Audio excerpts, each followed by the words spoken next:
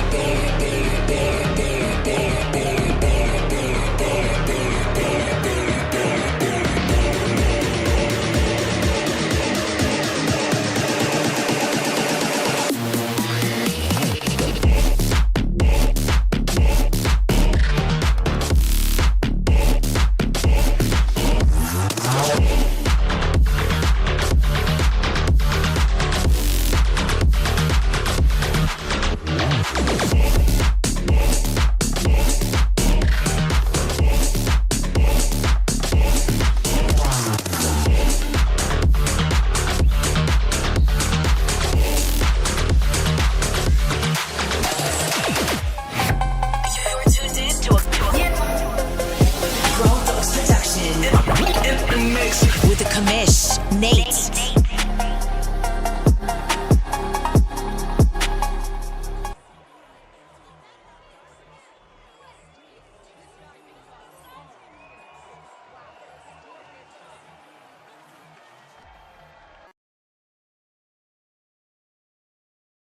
Why?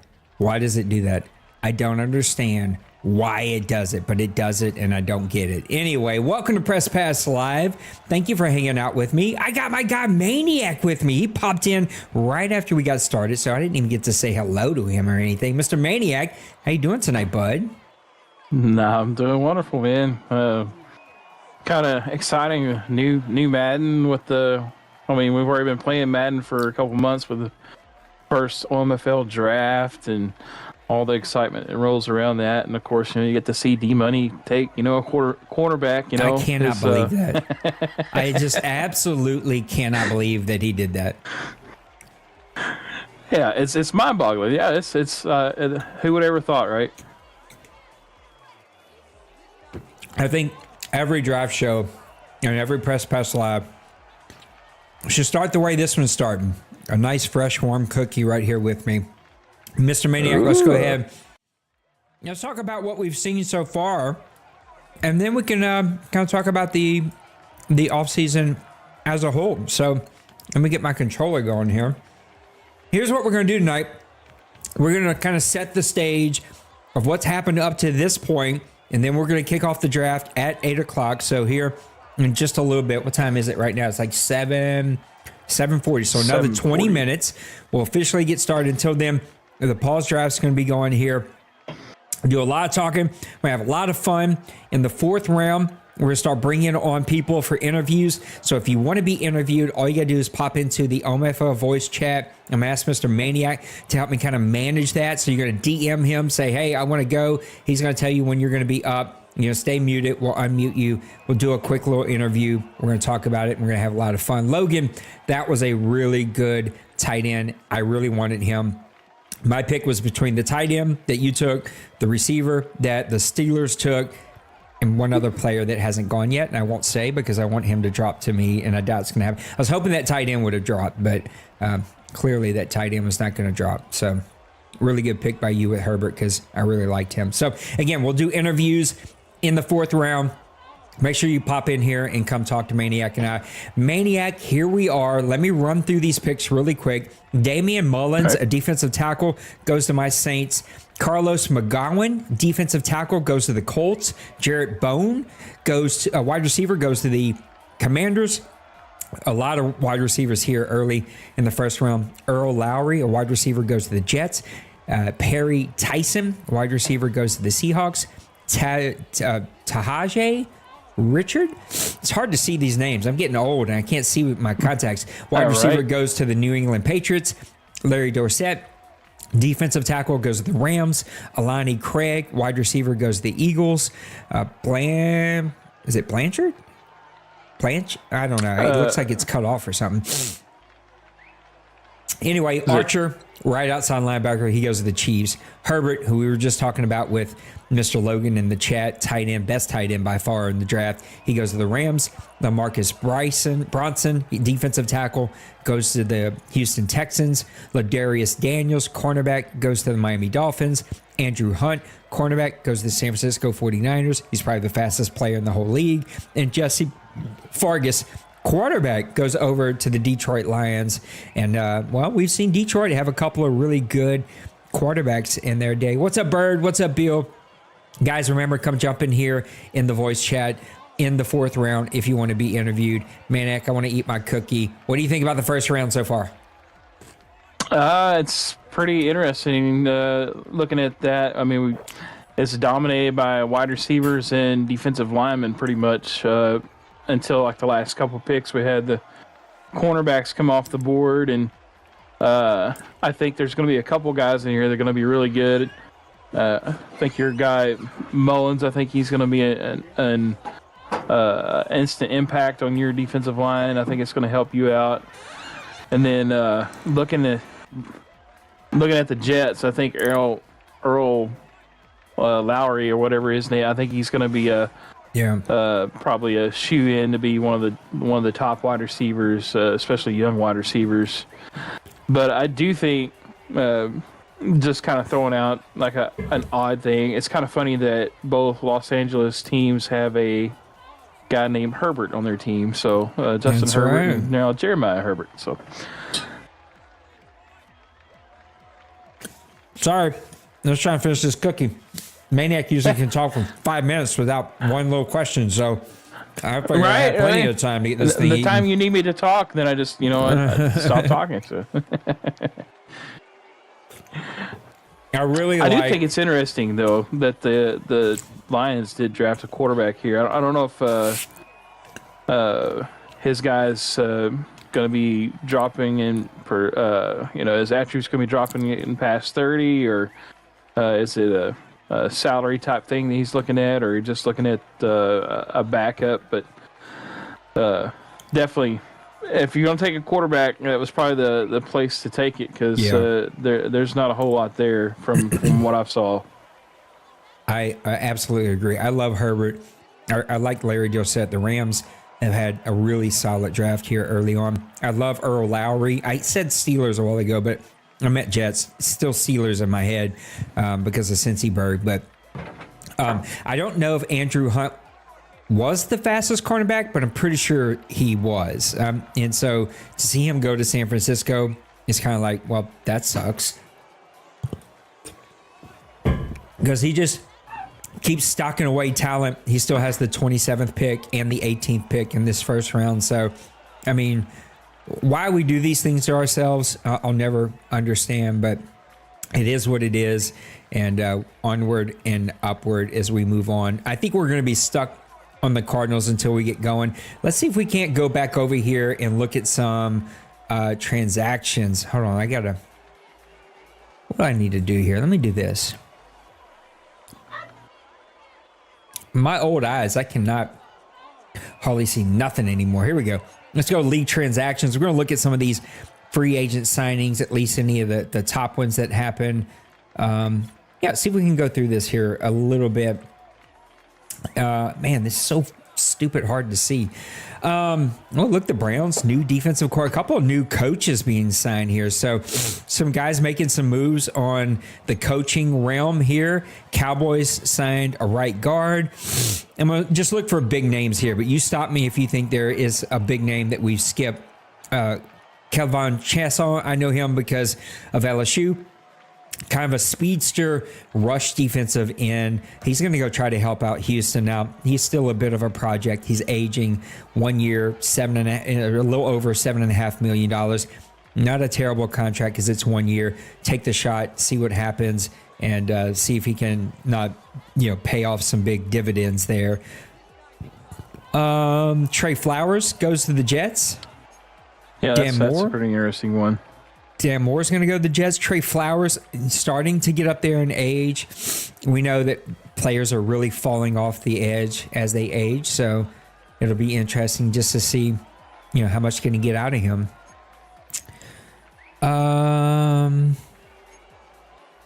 Cowboys signed a punter, somebody they'll probably never use.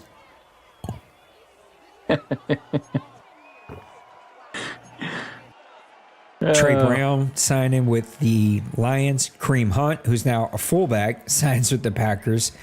God, I never thought that would be a thing. Elijah Mitchell, halfback from North Louisiana, played for San Francisco. Now he's going to go play with Cleveland.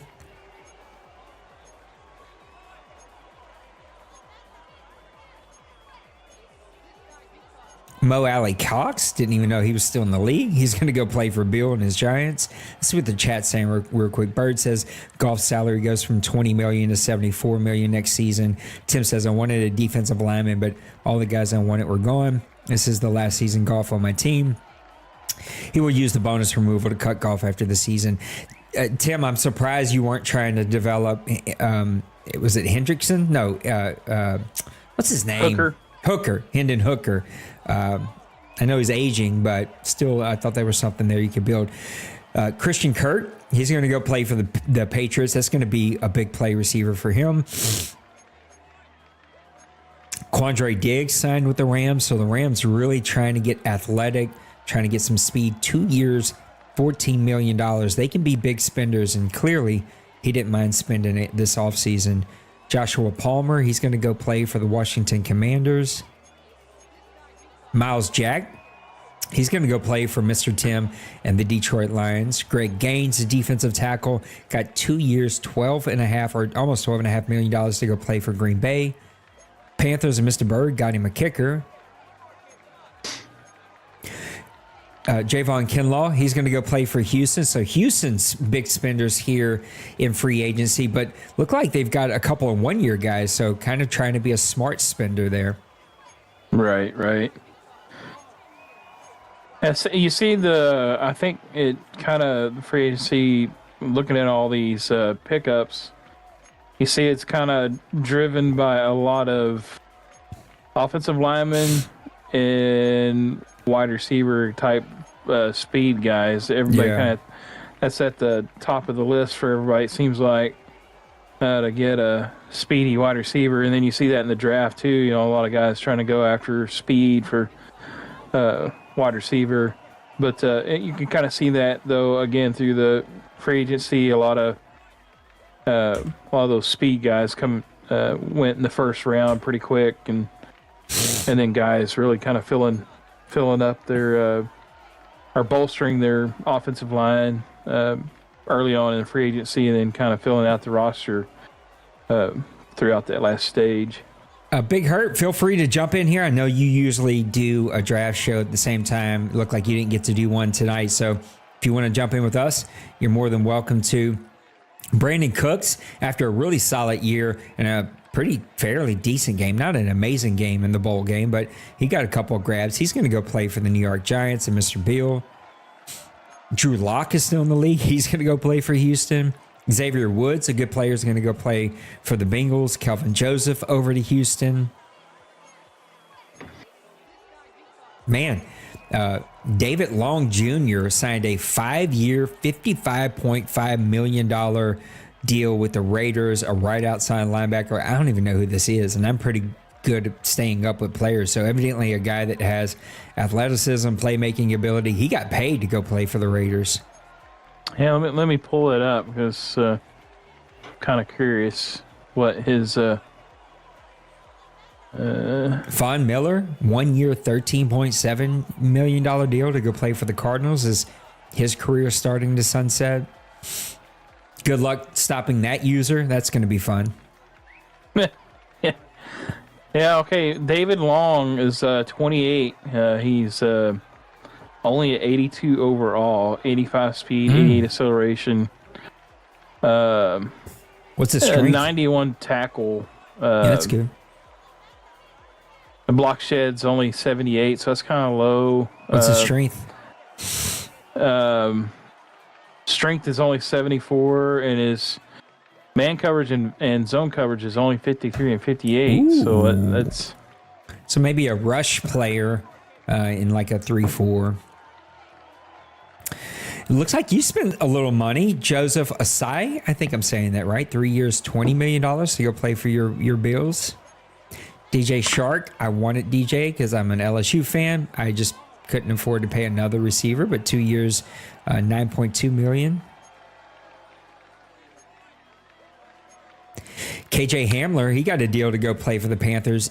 I probably got this wrong, so I'm going to own it up front, but it feels like he's played for the Panthers before. He got a 3-year, almost $15 million deal.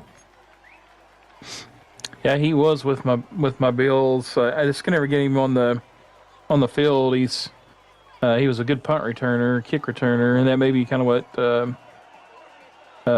Bird is going to use him for. And he was on his team, I think, last Madden.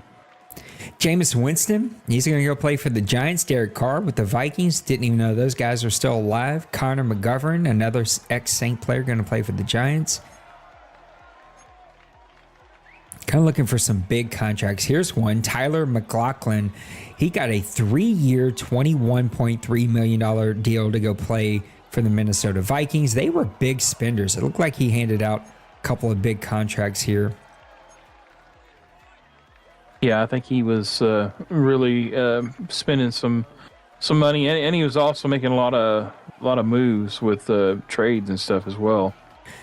Cole Holcomb and Shaq Thompson each got 2-year, $17.5 million deals to go play for Miami. So they're starting to invest in that linebacker position.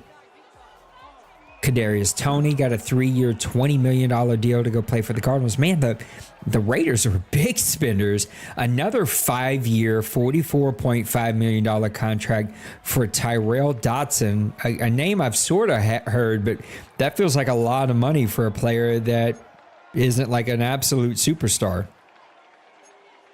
Yeah, if I was the Raiders, I might be a little bit worried about your cap down the road, unless he's got a lot of guys he's feeling like they're going to retire, after the season. Because I think I saw where he used up all his contract restructures and everything already in season starting of season 2. So later on, that could be a factor. So maybe he's kind of putting all of his eggs in the basket for this season and make a push really for a big run. Let's run through a couple more of these. We got 5 minutes before the draft starts here tonight. Xavier Howard's going to go play for the Falcons on a nice deal. Dolphins signed Jamal Adams. Daniel Jones going to go play for the Falcons. Greedy Williams, I really wanted him too. I'm a sucker for LSU guys. I just couldn't pull the trigger. He's going to go play for the Falcons. Cody Whitehair got a good deal.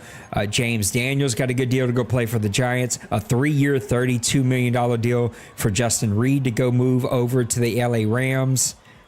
Hubbard got a pretty good deal. Vikings, a 1-year, $14.3 million deal for Morgan Moses. A 3-year, $45 million deal for Cameron Robinson to go play for the Commanders. So some big money spenders out there. The Eagles signed Yair Gross-Matos right in. He's going to go play for the Eagles on a 3-year, $23 million deal. So a couple guys got really paid. Defensive tackle Milton Williams got a 3-year, $20 million deal. Zach Wilson got a 4-year, $23 million deal to go play for the Eagles.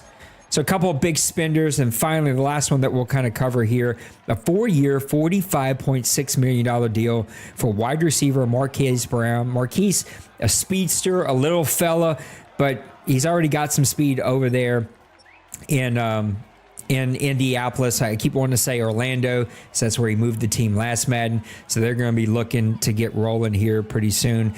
We got a couple more minutes. We're still stuck here on the Cardinals, so hopefully he shows up here pretty soon. I know he said he was about 20 minutes away, and that was about 20 minutes ago, but at 8 o'clock sharp, we're going to hit the go button, and we're going to get rolling here. The Cardinals, pretty solid season last year. Probably needs to get that offense built up a little bit better. He is really good at identifying key playmakers. He's already started to invest into some of that defensive line. We covered them in free agency. What do you think the Cardinals are going to do? Let's see. Kind of looking at his roster, I think if I was him, I'd probably be attacking offensive line. Because his offensive line is really weak. He's got a lot of age. His left guard center are only 70, 71. Basically his right guard, Hernandez is his best offensive lineman. I guess Paris Johnson also is his best. So, but definitely could use some help there. Is his ends, defensive ends also. Nicholas is 28, only a 72 overall. Shaq Lawson, 31, 70 overall. And then you got Von Miller, which is his best defensive end, and he's 36. So, he's not probably going to be there next year. So I think he's going to have to invest in the Hogs on either side of the ball right here. So, and where was this maniac when I was trying to eat a cookie? We got the Cardinals coming up here soon, probably right after we start this draft. Bengals, Titans, 49ers, Carolina Panthers, and then the New England Patriots before we get to the Green Bay Packers, the Ravens, the Dolphins, the Broncos, Bears, Falcons, 49ers, my Saints again, the Texans, the Chargers, the Steelers, and the Cowboys, and that's going to wrap up round one. And as we're waiting to get going here, a good question for Mr. Cincyberg. Again, Big Herd, if you want to pop in, feel free to hit me up. I'll try to look at Discord, but just come jump and chat. We're going to start taking interviews whenever we get to the fourth round. We got 1 more minute left to go. His question was, did you take the biggest need or the can't miss best available type player? I know you traded away your first round pick, so you haven't picked yet. I was torn. I was trying to get out of the first round pick. I knew all the receivers were going to go early. I did not need a receiver. I did not want a receiver. I thought somebody would come up there to get their guy. I had one call, and it was from the Seahawks. We just couldn't work out a deal. It was my fault, not his. He put a good offer on the table. I just couldn't pull the trigger on it. No one else even remotely asked what it was going to take. And so here we are, stuck with the first round pick. I just ended up taking the best player at the most need that I had. I was down to 3 players. One is still there, so I won't say who it is. The tight end, or 4 players. The tight end who went to the Rams, the receiver who went to the Jets, the defensive end, the right end that I took, and then one other player. And looking at my roster, defensive end was probably the biggest area of need. And so I just went with the player that I could get the best on it. You kind of did, Raj, but it felt like sort of not a real offer. It was sort of like, I love you, so here's an offer, so you'll stop saying in chat that you didn't get any offers. Guys, we're going to get rolling here. Let me get this thing going. If you, Mr. Maniac, were drafting, how do you sort of view draft picks? Do you take can't miss? Do you take biggest need? It depends on where I'm picking at. If I'm picking in top 10, I've got to take like the best available guys, and even if it's like somebody that I really don't maybe possibly need a helping hand at a certain position, but if he's the best guy and can turn into a superstar, I've got to go with him. With my run I had this season, that's the reason why I was sitting at 31.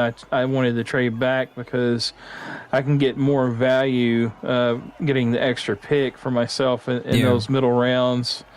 And I don't really have a tremendous need anywhere. I could maybe use a backup quarterback. Probably that's about the only spot that I'm really not looking good at, but I can always use like guys that are good developmental guys that are on the cusp of being a solid starter, like within a couple years, give them a little XP, and train them up through the season. But I tried to get my roster set up to where I didn't have to reach for a guy that where I was already at least said I could compete where I'm at now, and then just build off of that, and hopefully maybe strike gold, somebody that slips through the cracks or something, and I get one of these really great players at a bargain. Guys in the chat, please let me know as I'm supposed to skip players if they're just not online. I don't want to sit here and wait, and we're probably going to speed this thing up by the time we get to the 4th round. We'll start taking interviews, and I'm probably going to speed it up and make an announcement. I'm not fully sure how much time it will be after. There used to be a setting. I don't remember seeing that setting. Maybe there was. Excuse me. Too much cookie.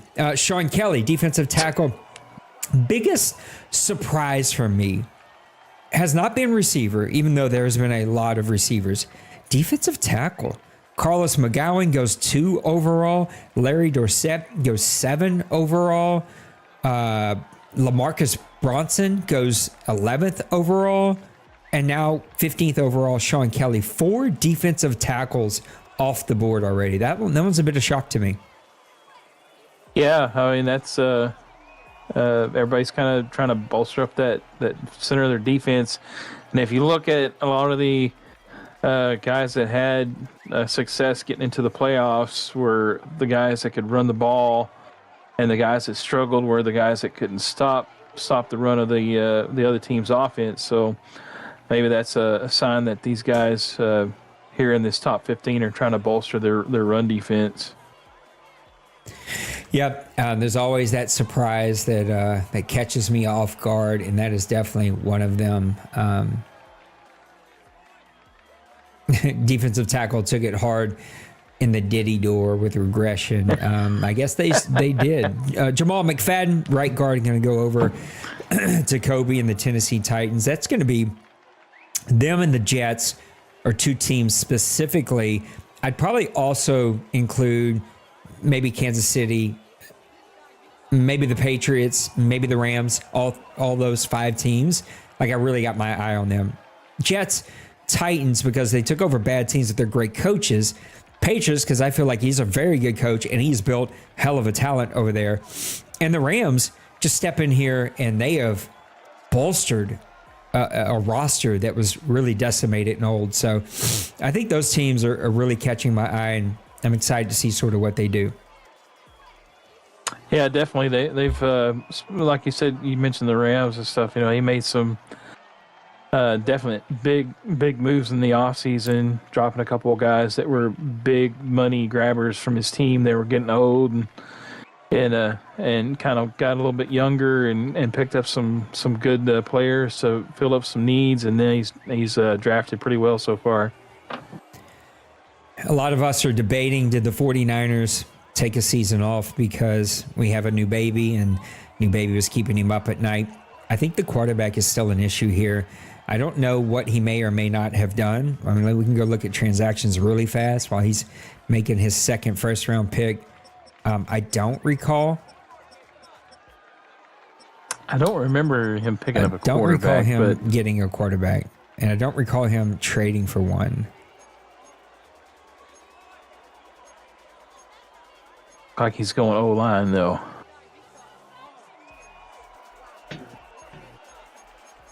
Maybe he's going to try to keep riding it out with what's his name? I can't remember his name, but he goes Ancy Quincy. What a name right there. Right guard. You're going to go play for San Francisco. So we're probably going to see a bit of a run. Yeah, Denver just said the same thing. Probably going to see a bit of a run. Lonnie Dobbs, that was another player I really had my eye on. Very, very good pick. Athletic, fast, strong. He can jump.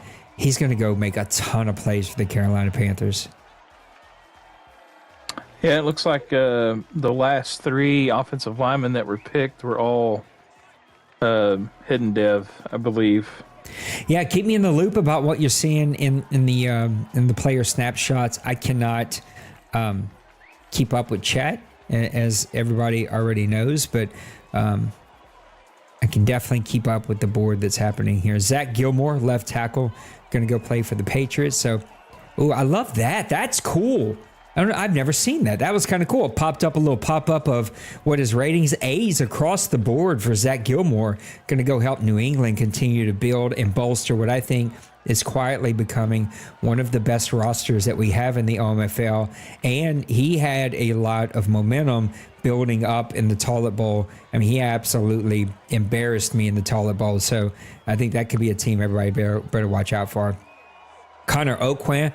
I know that last name because that's my mom's maiden name. Connor Oquan is going to go play right outside linebacker for the Green Bay Packers. Another guy with almost A's across the board. Not a lot of linebackers off the board here, and not a big run on cornerbacks. I think we've only seen two cornerbacks go off the board. Yeah.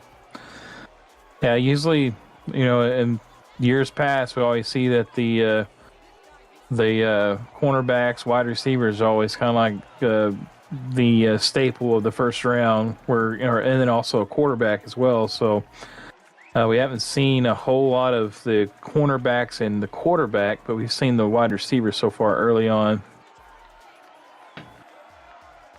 You got the Ravens here now. I don't know if Nipples is or isn't around. I think he said he's going to be around for the first, and then after that, he's got to dip out. Dolphins, Broncos coming up next. Couple of really interesting teams here. The Ravens played all of his games. He was engaged. I thought he might have popped in tonight, but he was here for the bowl game. I mean, that guy's such a character, and it's the stamina that's an issue for him. So hopefully he can get him a player or two that keeps him engaged here. I would not be surprised if he goes defense. He's a defensive player. Oh, he's not here. All right, so we're going to skip. So it looks like the linebacker the Packers took is a hidden dev guy. 83 speed, 86 acceleration, 80 strength. So like nothing like spectacular, but if he ends up being like a superstar, then that could be something that could grow into a really nice player for him. Guys, feel free to let me know if there are players that just aren't online that didn't post to be skipped. Like, I don't mind skipping if you guys know that they're not here. Greg Freeman, left tackle, is going to go for the Ravens. Bruce Noel, he's going to go play middle linebacker for the Miami Dolphins. Miami has invested a lot into those linebackers. I feel like he's got everything else, right? He complained a little bit about, very lightly, but a little bit about Tyreek Hill kind of falling off the face of the planet when it came to regression. Surprised that he didn't try to go with one of these other skill positions, even though there was a run on wide receivers. Yeah, I was kind of shocked to see that too. But he's also thinking too his defense with the cornerback that's getting older. Just went blank on his. I can see his number. I can see he played for the Rams. Ramsey. He's definitely getting older, and he's probably going to retire, so he's got to replace him as well. So, yeah, he's investing in that defense. Jerry Bridge, a wide receiver from Alabama, is going to go play for the Broncos. I wish this stayed up a little bit longer. Tyler Woodward, a Wisconsin free safety. He's going to go play for the Bears.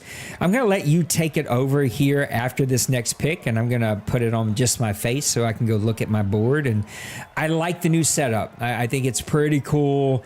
We'll probably get bored with it, but I like that we can see all the picks. I love the new board. I wish a few things are a little bit different, but overall, I like what they've been able to do for Madden 25 with the draft. Yeah, I can't go wrong with having something a little bit different. With the other screens that we had before, we'd had those for like 5 Maddens or something like that, maybe even longer. But I think it's interesting that we've seen 2 free safeties come off in the first round. I don't think we've seen that many free safeties come off in the first round before. That's pretty intriguing for me, because I know free safety has not always been like the go-to for teams. So that's kind of an intriguing thing, I think. Mr. Big Hurt and your old Atlanta Falcons had a great season, went on a nice run, and has a really good young team. So he's just going to be adding to the firepower of this team. Wouldn't surprise me if he went offense here. Already a run on wide receivers. Could maybe go linebacker, even though I think he's got some athletic guys at linebacker. Maybe defensive line where he's getting older, so defensive line wouldn't surprise me. He goes cornerback. Oscar Bernard, cornerback out of Louisville. A lot of A's and B's across the board. All right, I'm going to put it on my face. You do the talking, and you guys just stare at me as I look at my board. All right, so again, the Falcons took Bernard, their cornerback. He did lose a lot of those cornerbacks. He did sign some guys in free agency. I think he ended up I think he only had like 1, possibly 2 cornerbacks on his roster before, after the re-signing period. So he had to attack that, and he's getting younger there as well. So Bernard should be a good piece for him to build up. So now we got the 49ers up. So he took a cornerback, a right guard, and now he's up on the clock again here at 27. So what is Mr. D-Money going to take if here? If he takes my guy, I'm going to lose it right here on camera. I'm staring at the guy that I was hoping would be there. I wanted the tight end. Tight end's gone. Wanted a defensive tackle. They're gone. My last option's still here. And if he takes him here, I'm telling you, I'm going to blow a fuse. Yeah. I've got a feeling he's probably either going to take... He's set at wide receiver, so he's not taking a wide receiver. I've got a feeling he's either going to maybe take a flyer on another, maybe a linebacker. He could go tight end. He can go safety. He could go tight end, safety. O-line wouldn't surprise me. I mean, he already picked up another O-line. Yeah, he could go either one of those routes. I know there's another quarterback. I think I know what he's going to go, and I'm going to lose my mind. That's a scrambling guy, and I know he's missed the wheels of a quarterback, so I wouldn't be surprised if he maybe takes a flyer on that quarterback. Oh, he didn't. He took a quarterback. It said it in chat. Ricky Skoliki, I don't know, from Arkansas. He's going to go play quarterback. Good pick from him, and thankfully he left my guy alone. My guy may be a total bust. I'm not saying that he's going to be good. He's just the guy I was hoping would still be there. I had like 5 guys for the first round that I wanted, and this guy ended up still being there. So I thought that was really funny though, because I started talking about the quarterback right at the last, and that was the guy that I was talking about. That was the speed guy, the scrambling guy that he's lacked since he had Trey Lance and all those other guys that he's played with. So, man. All right, let's talk about your pick, man.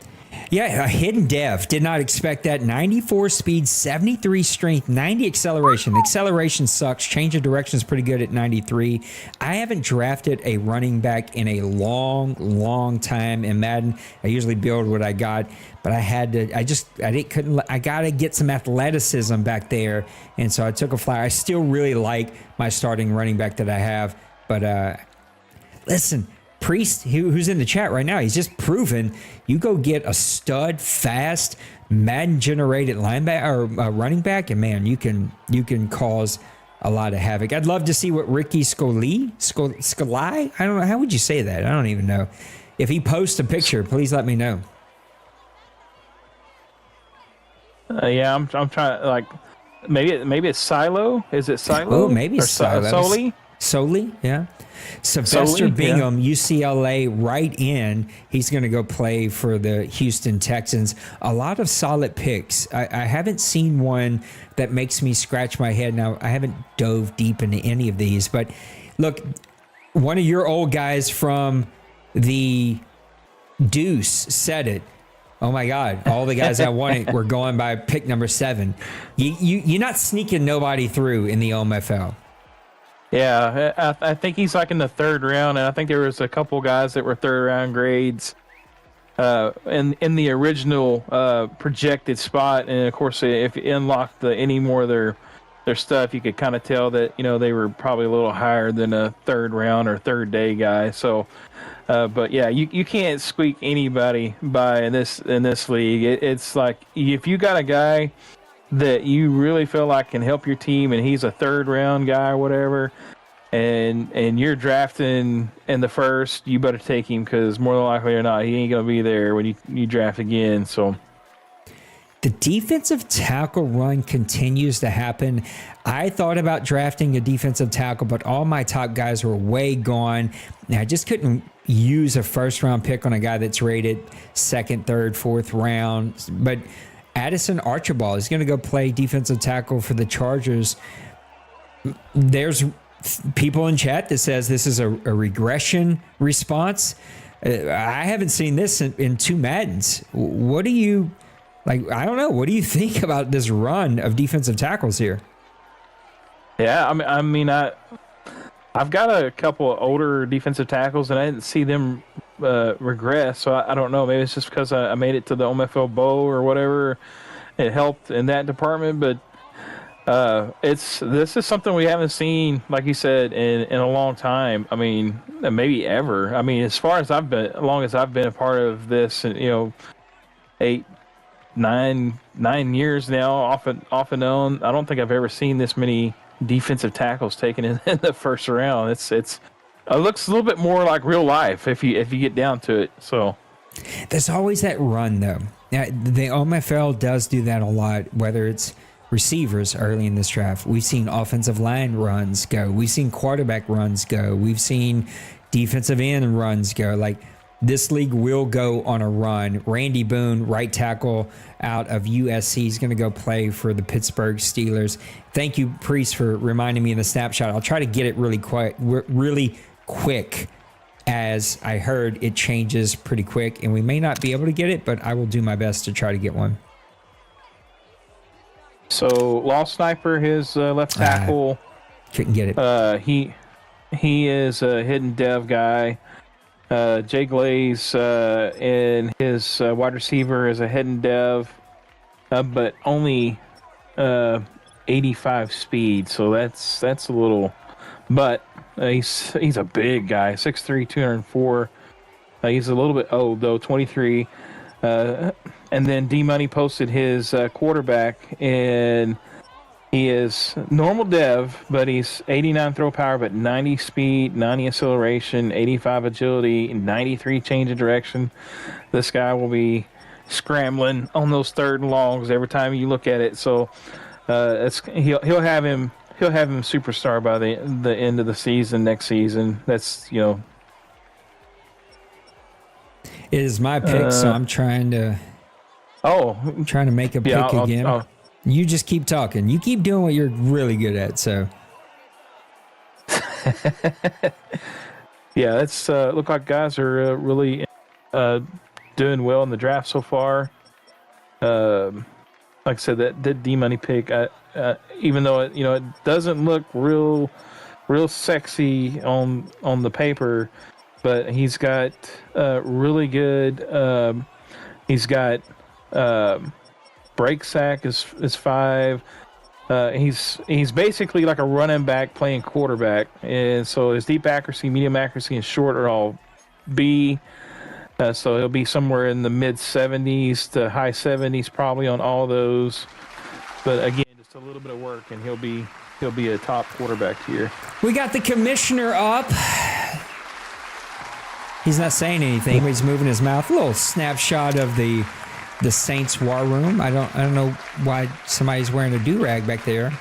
A little hat situation here.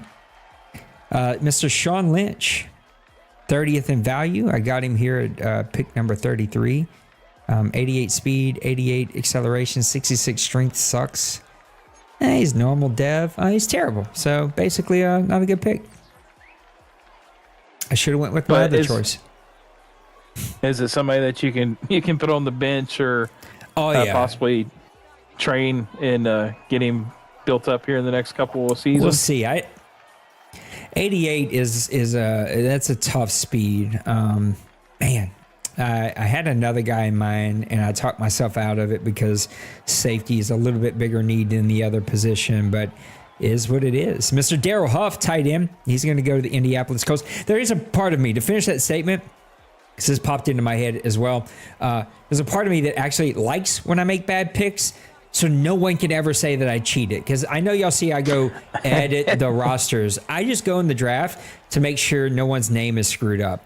And so when you see that I've edited the roster, it's just checking names. And I just sort of want to prove that I don't save that information. I don't know it. I don't look through it.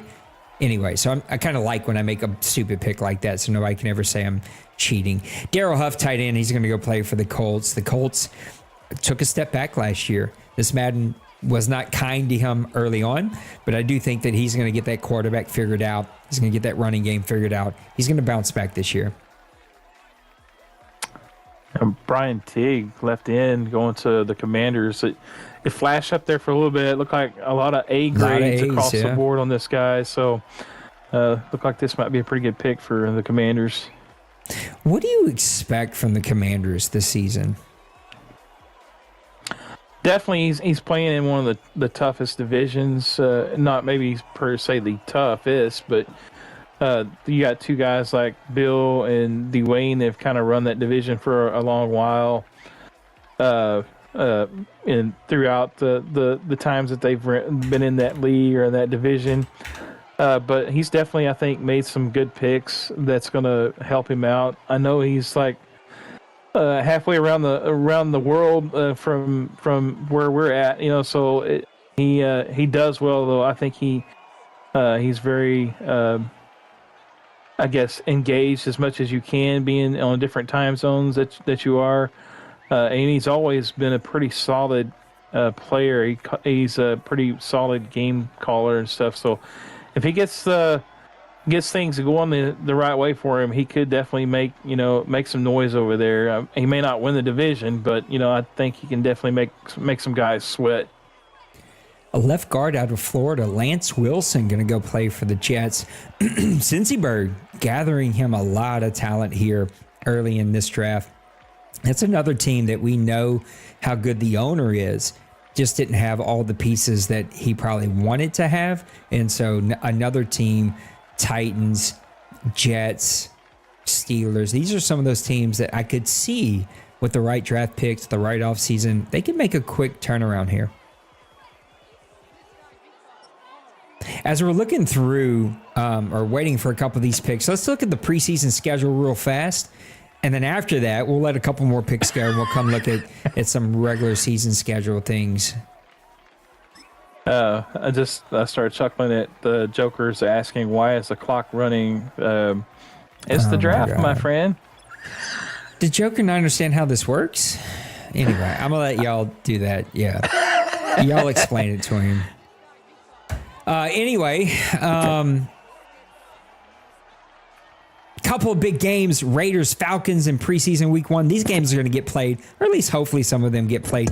Colts, Bucks could be a ton of fun. Appreciate the subscription. Oh, it went too fast. I missed it. Sustainment TV. Thanks for the subscription. I appreciate you. Colts and Bucks could be a ton of fun. Rams and Dolphins might be fun. The Rams are starting to reload over there. Your Bills are going to go play the 49ers. I actually hope that happens.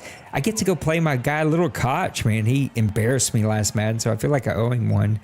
Cowboys and Browns could be fun to watch. Packers and Broncos could be a fun one.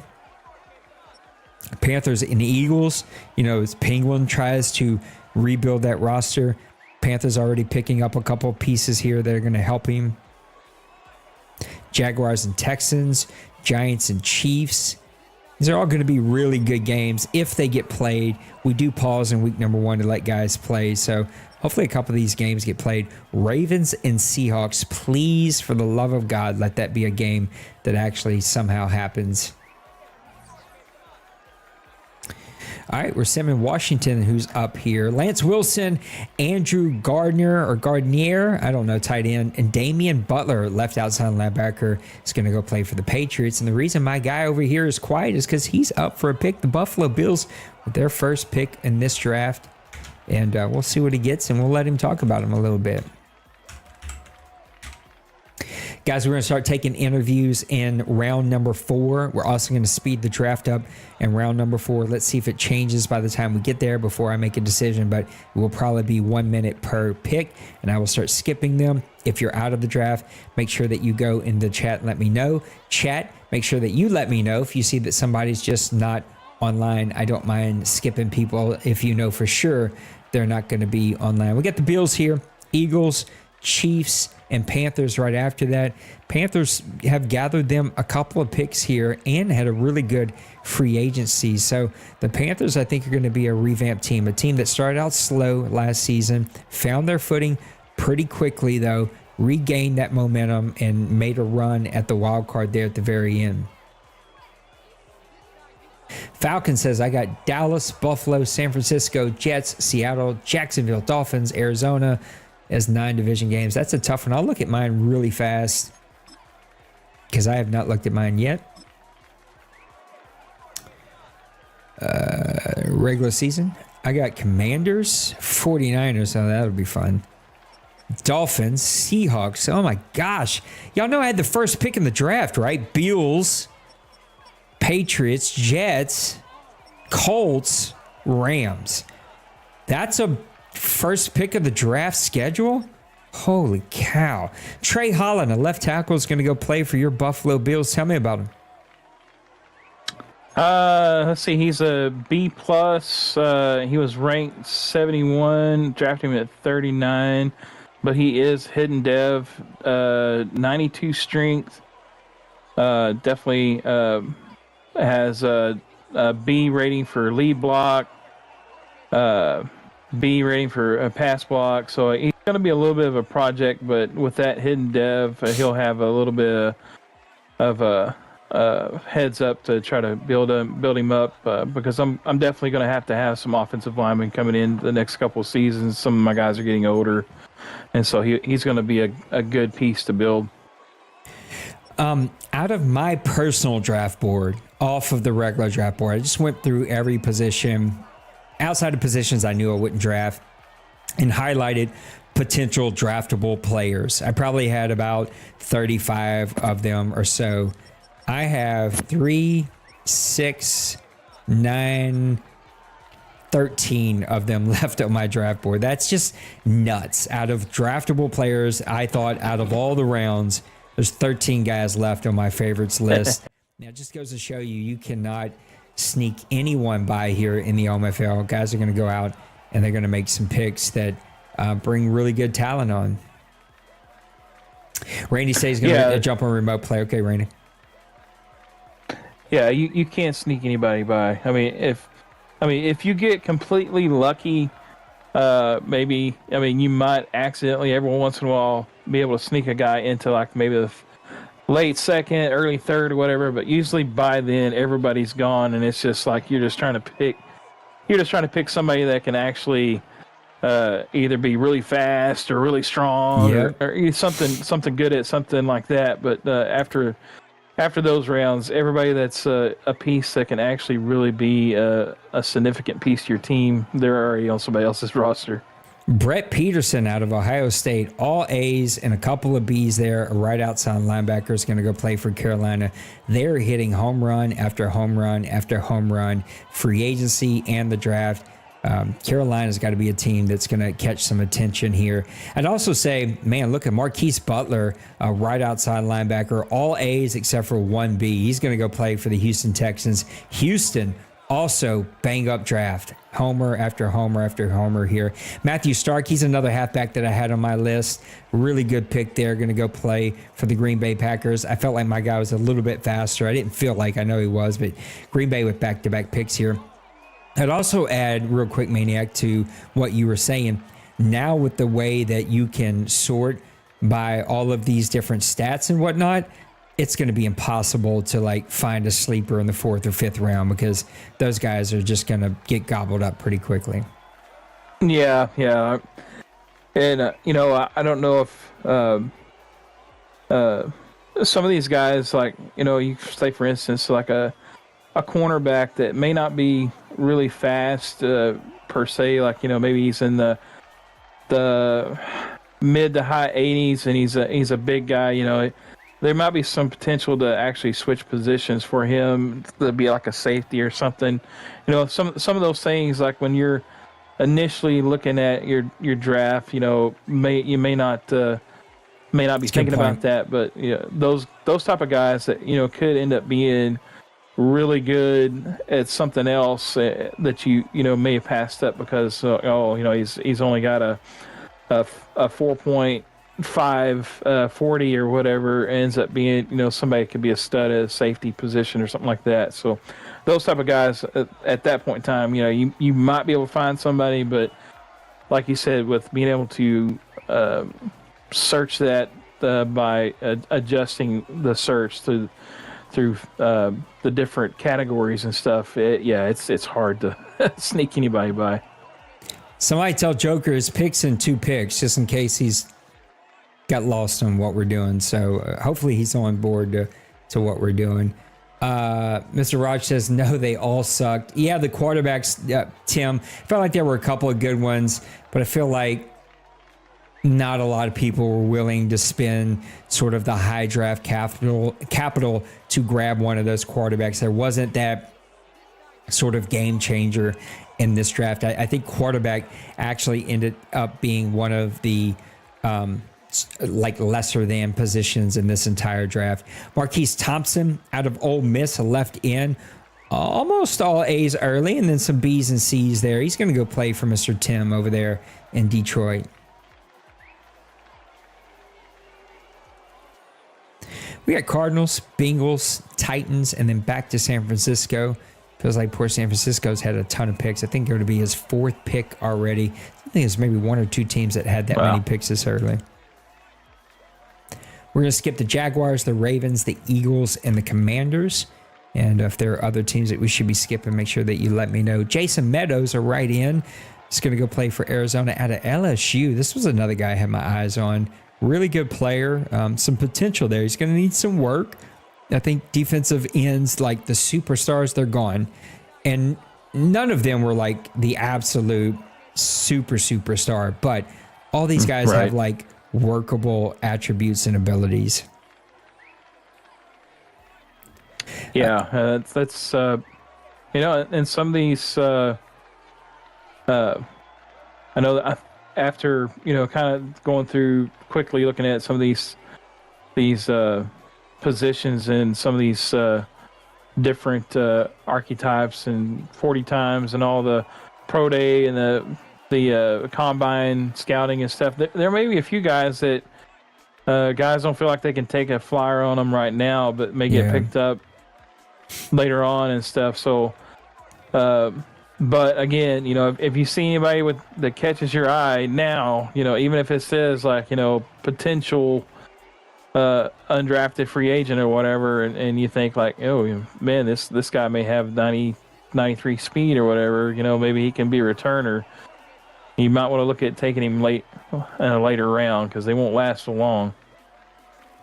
Mason Davis, a stud center, is going to go play for the Tennessee Titans.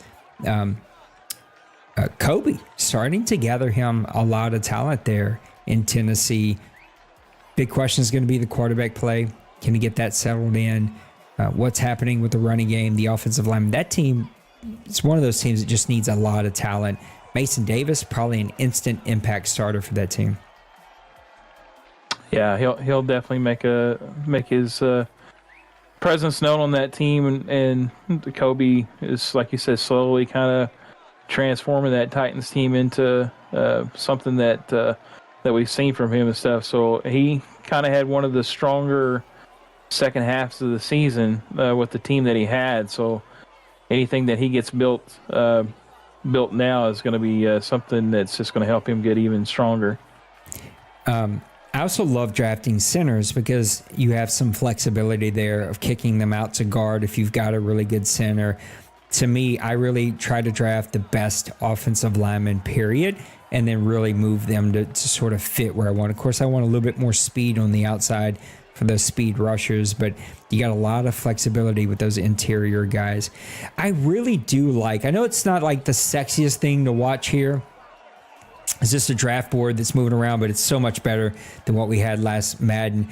I just wish it stayed a little longer, especially as you change rounds. And then the little pop-ups that we get, I really like those. I just wish they stayed a little longer. Outside of that, really good job by EA of getting us something different. Sergio Scarborough, I love the name with the halfback. I thought of Bo Scarborough. He's going to go play for San Francisco. I thought San Francisco was going to take my halfback. I thought for sure he could use a halfback, and he was going to take a speed guy. He's already got a stud over there, but I was like, he loves speed. He loves being able to grab guys that he sort of uses and then trades them off for first rounders. I thought he might do that, but he grabs a halfback here in the second round. We're already halfway through the second round as we turn our attention to the Bears. They're drafting middle linebacker Dale Durham. A's across the board till you get to block shed. Middle linebacker, there's a position we haven't talked a ton about. We've seen some outside linebackers go, not a ton of middle linebackers. Yeah, that's kind of the first middle linebackers went. So yeah, that's a good pick. He looks like he's going to be a possibility of being a stud there for the Bears. Colin kind of building off of a really great season that he had, and so he's just kind of reloading and gearing up to make another run.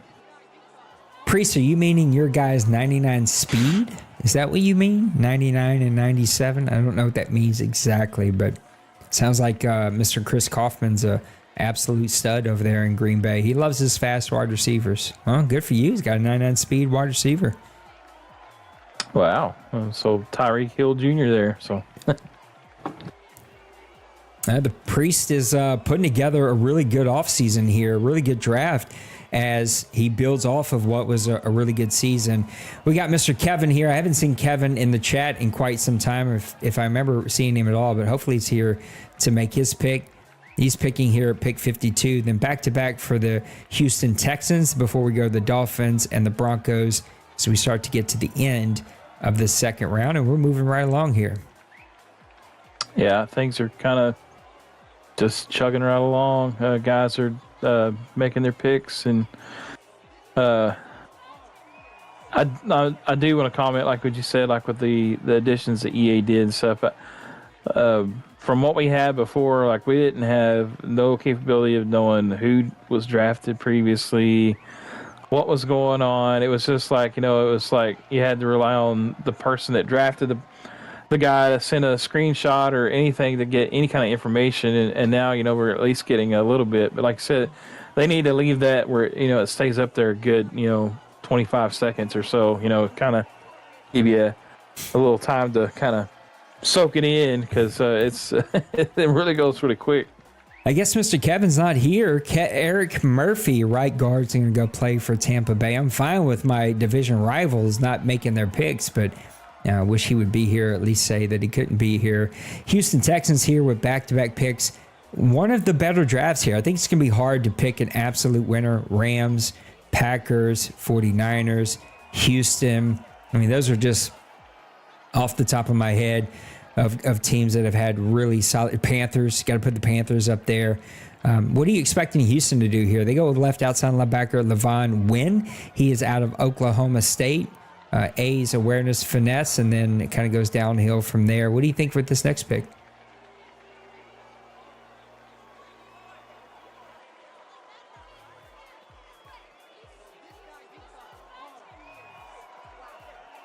Great insight there. I guess Mr. Maniac fell asleep on me. Look, Raj. Oh, my bad. I was on mute. Oh, I was coughing. There you go. All right. Well, Raj likes the big play offense. I don't know what he's if the quarterback is settled long term, but he goes offense. I was like, yeah, I would expect him to sort of add to the weapons there. He takes Juan Austin out of Tennessee, to go play running back over there in Houston. Yeah, what I was trying to say before I realized I was actually muted was that we've seen him kind of concentrate on the defensive side, and that pick number 54, I thought he might try to take an offensive player. I said possibly either like a tight end or something along that line, and so he did go offense, didn't go tight end, but he definitely has. Roger does gravitate towards that defensive side. So many wide receivers still going, and I didn't think there would be that many wide receivers actually this draftable this early. I mean, we're not even to the end of the first round, and we've had 7, 8, maybe pushing 9 wide receivers as Theo Clark is going to go play for Miami. I was going to ask or say, we haven't seen like a massive run on any position here. What is the next position that you could foresee there being a run on? I'm surprised we haven't seen a run on cornerback. I think it's because those guys lacked speed this year. We've seen the run on wide receiver. God, that's got to stop here pretty soon. I would probably tend to believe before it's all said and done, we're going to see a run on linebackers, middle and outside, and then tackles, the 2 outside tackles. Yeah, I was going to say probably looking at the offensive line being one that's going to be starting to have a little bit of run, and probably linebacker. I think those were probably where a lot of the value is left in this draft. I think as far as at this point in time in the draft, there's still a lot of value in the draft, but I think you'll probably see that be the focal point. We may start seeing some cornerbacks as well. Like you said, they are there's some guys that are not just really completely fast. But I will say sometimes you can't completely trust the 40 times Madden post, because I have seen some guys that were posted like they ran like a 4.5 something 40, and then all of a sudden like they're a 93 speed guy. So, it's like, I don't know how Madden does all that, but you can see that sometimes. Scarborough for the 49ers, 95 acceleration, 94 speed, hidden dev. Well, clearly D-Money knows what he's doing over there. Juan Alston goes to Houston, Theo Clark to Miami, Connor Lewis goes over to the Denver Broncos, and KJ Osgood's going to go play right outside linebacker for the Chicago Bears. Big Hurt and his Atlanta Falcons are up. I don't know how D-Money has the up, down, down, square, circle, square cheat codes to Madden. Maybe he has dirty pictures of Madden producers and somehow has the cheat code, but the guy just knows what he's doing, and he has the right tools to make himself really good at this game, especially at drafting Oscar Winthrop out of Alabama. He's going to go play cornerback for your old Atlanta Falcons. Big Hurt has done some impressive things with that team. Lots of offensive weapons. It looks like, at least early in this draft, the focus has been on building up that defense, which already had a lot of weapons. Some were costly, some were sort of aging. What do you think about the Atlanta Falcons? Yeah, I think he's attacked where he was the weakest, I think, that cornerback position. So I definitely think he's done what he's needed to do to keep the team to be competitive in this next season. I think these young cornerbacks are going to eventually turn out to be something pretty decent for him. I will comment too on Colin. The last few picks have been linebackers, and both those guys I think are going to be stars because it looked like they were pretty much A's across the board. What it flashed up there, so that's going to be another team that you're going to see, I think, really improve on the defensive side as well. We're going to skip the Jags, then we got the Browns, the Seahawks, your Bills, and then over to the Dallas Cowboys, which I don't know if he was serious or not. It may be his wife doing the drafting for him tonight, so good luck to her making some good draft picks here. Joshua Jordan, left tackle, going to go play for the Las Vegas Raiders. Juwan Peterson, the left tackle, going to go play for the Jaguars. I feel like as soon as I said there was going to be a run on outside linebackers and outside tackles, we've seen 3 of the last 4 picks be exactly that. So, sometimes I can get a few things right too. Right. Yeah, it's a good call on that. So I'm going to go ahead and start diving into my draft board here since you do that. I'll be up here in 2 picks. I think we're starting to get to that point of the draft where players are going to start to normalize or start seeing sort of like backups or average players with the occasional sort of home run. I think the OMFL always does such a great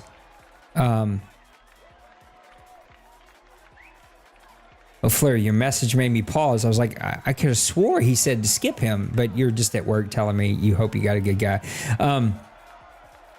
You're going to see the occasional sort of really good player pop up as we continue to see the run on wide receivers go. David Franklin, a wide receiver, is going to go play for the Cleveland Browns here. That's been a bit mind-blowing. I knew they'd beat the run early, but I thought it would sort of peter out after that, sort of like we've seen with the cornerbacks, where it's just sort of like every 8 to 15 picks or so, or 8 to 12 picks, I should say, you'll see a cornerback go. That has not been the case. I mean, just this round alone, we've seen 1, 2. Oh, I guess it's only been 2. I guess it just feels like it's been more than that. But I guess we've only seen 3 wide receivers go in this round alone. Listen, I just hate skipping people unless I 100% know for sure. And when your name popped up, I was like, oh, crap, did I do something wrong? It's a scary button to hit sometimes.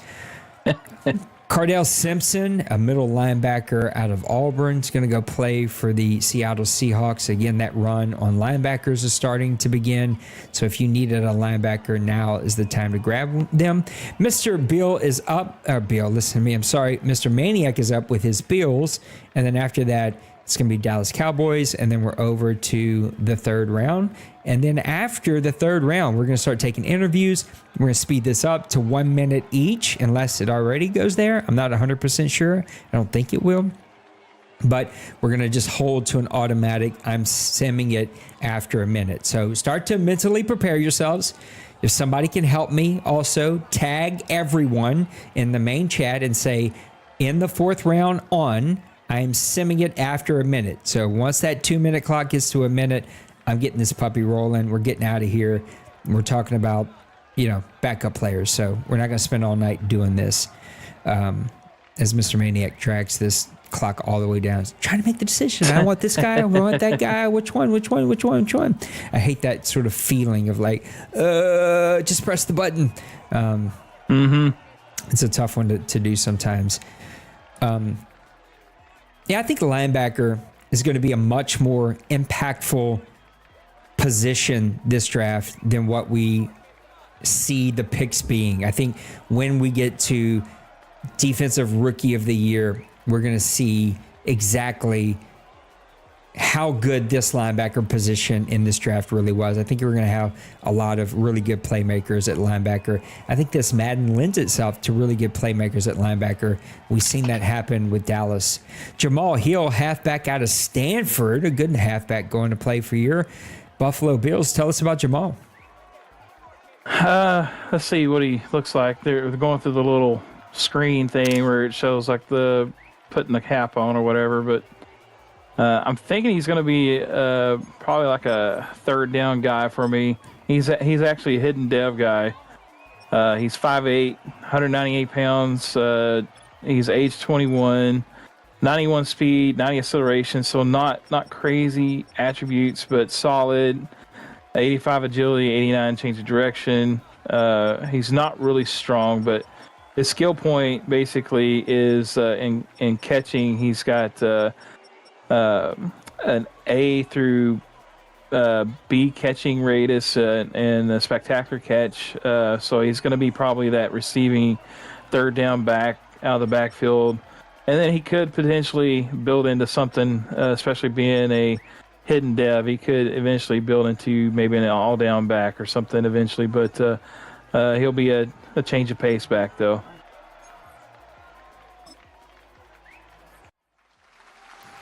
All right, as we start off the third round here, I'm taking a middle linebacker.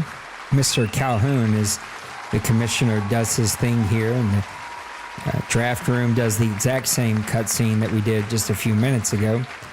Mr. Calhoun, not in the sharp-looking suit there, Mr. Calhoun. Got the Saints hat. He's ready to rock and roll. Good pick, B-, 65 rating, and got him at 62. His player profile, 87 speed, 77 strength, 83 acceleration. That kind of sucks, but I like everything else about him. He's got some pretty decent skills. A nice little guy that I can kind of build up. We'll see how it goes.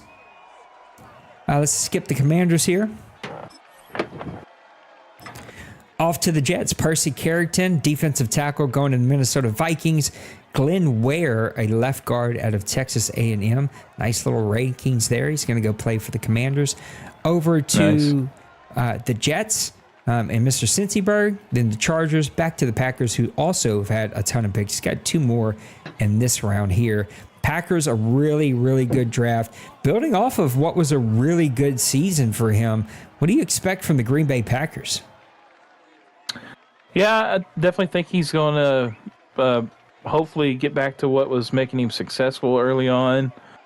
I think we saw him kind of go back to his old habits, either trying to continue with like trying to be the top quarterback or putting all those stats in maybe to try to get his guy built up. So I'm not sure exactly what was the plan there, but he's traded away a couple guys, but he's also got good value back for him so far, and it looks like he's done his homework in the draft.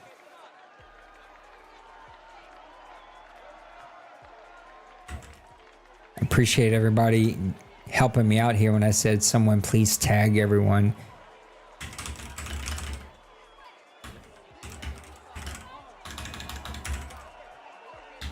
Did they tag somebody? No, no one did. I'm doing it now.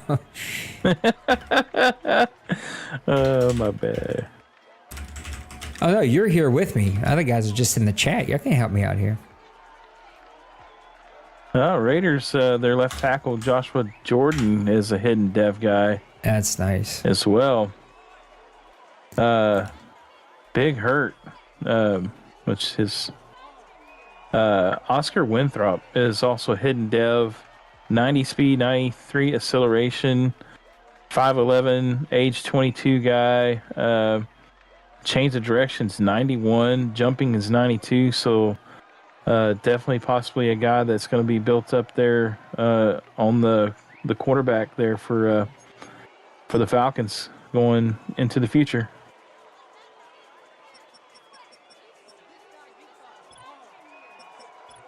I want to look. I thought for sure. I do. I've got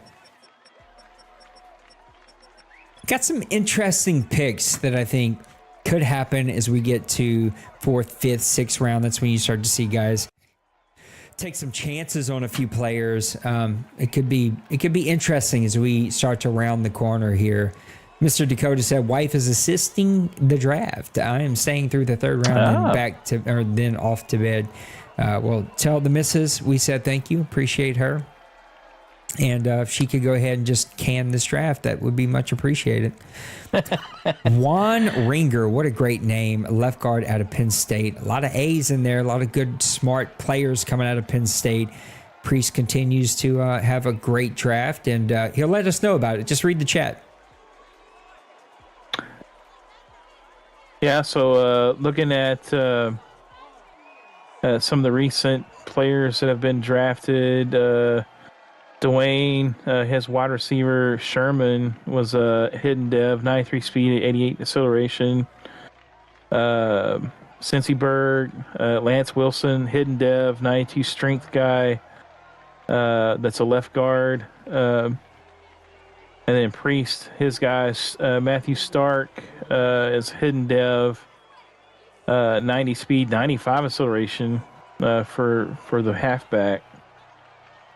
And then I thought I saw Nysonger, his first pick of the night, defensive tackle, Percy Kerrigan.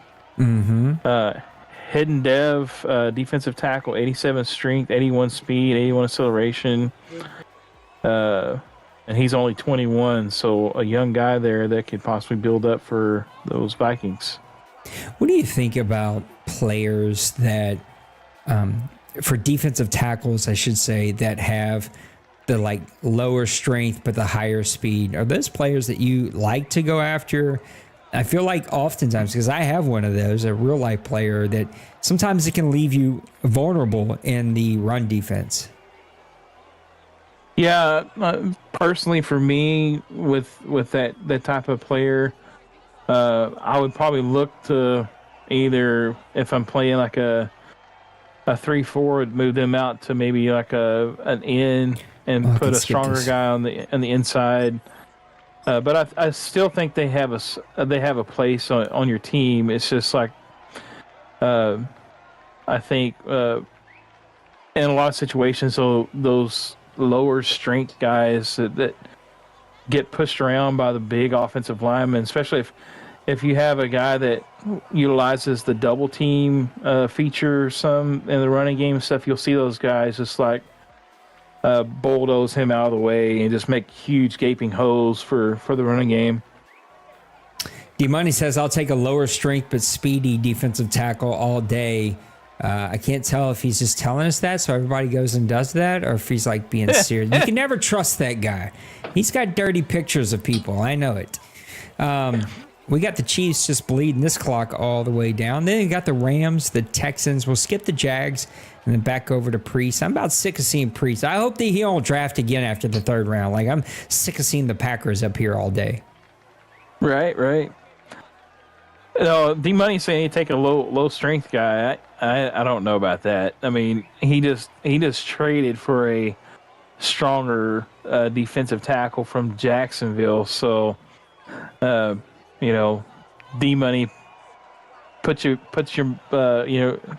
proof in the pudding. If you're going to do that, then let's see you get some 81 strength guys in the center of your defense and see what happens. So now I'm sure some guys could user those guys, and maybe if they have a lot of block shed, you could see them have some success, but I don't know if this, from my experience, like a lower strength guy, and if he's that 81 area and down, and he's kind of like a base across the board, and he usually gets owned, and it's just. But there is some defensive tackle users here in this league that maybe they can make magic happen with those guys. So I don't know. Dakota Ingram, middle linebacker out of Florida. He's going to go play for the LA Rams. I'm like you. I think maybe I need to evolve. And so maybe I just need to go build my roster exactly how D-Money does. And maybe I'd be able to at least win more than 3 games this season. But I'm sort of old school. Just the position itself lends itself to like speed shouldn't matter that much, strength should matter because you're up against the big boys in there, and like who cares if you have 81 speed? Like you're not chasing down that many players or defensive or quarterbacks, that kind of thing. Like maybe from time to time, but overall you're supposed to be just stopping that run up front. So I could see both sides of that argument. Brian Brisset had a okay season, but I've had him for 2 Maddens now. Nothing super spectacular. I had the 2 light, fast, quick, easy block shed defensive tackles last Madden, and I just got brutally ran on every single play.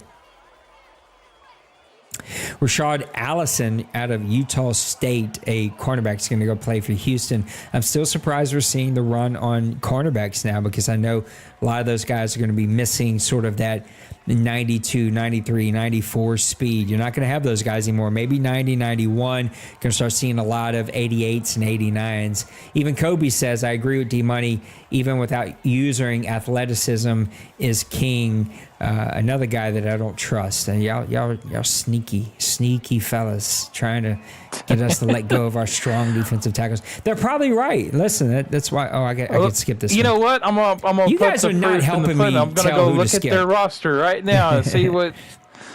So the 49ers defensive tackles. All right, let's see where they're at. Okay, so his top guy that he just traded with the Jaguars is an 88 strength guy, but he does have 83 speed, 83 acceleration. Hargrave is only a 75 speed, 82 strength guy. But those guys, the one he just traded for from the Jags is a 95 block shed, 91 finesse move guy. But the rest of his guys are like 70 and below on block shed for defensive tackles. So, and then looking at the Titans, right now, his top defensive tackle block shedder is 86, which is Jeffrey Simmons, which he also has 97 strength. And his other guy that he's got, Sweat, is a 94 strength with only 83 block shed, but they're not fast, so they're lying. Dakota, I'm a little bit like you. I like the big guys. But again, like I question everything. I won 3 games. I'm absolutely terrible. Ever since I got in the bowl game, it has been all downhill for me. So what do I know? I should not have an opinion. But I got to say something. I'm here for 4 hours. I got to say something. Hey, I'm gonna start fact checking though. So, and them guys, they start saying like, "Oh yeah, take a 81 strength guy with fast speed." And why ain't they on your team? Priest bragging like Priest is gonna get tennis elbow from patting himself on the back so much tonight. Easy, Priest. You can get carpal tunnel in your fingers. Priest, I wish I had Pat Bacon. Why pat yourself on the back within 2 seasons? You're just gonna trade him to D-Money anyway. This is true. D-Money's looking at his future roster in Green Bay.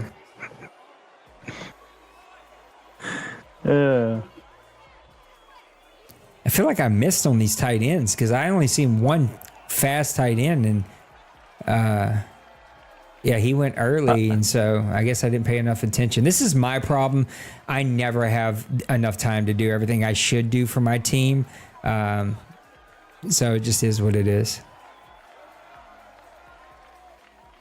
I miss setting up my board because at that time I was dealing with my sickness thing going on too. So a lot of my guys didn't get what I really wanted to look at on some of the rosters. Didn't really get all the way, but that is just the way it is sometimes. But next Madden, I'm telling you. I mean, next season, I'm just gonna make the time.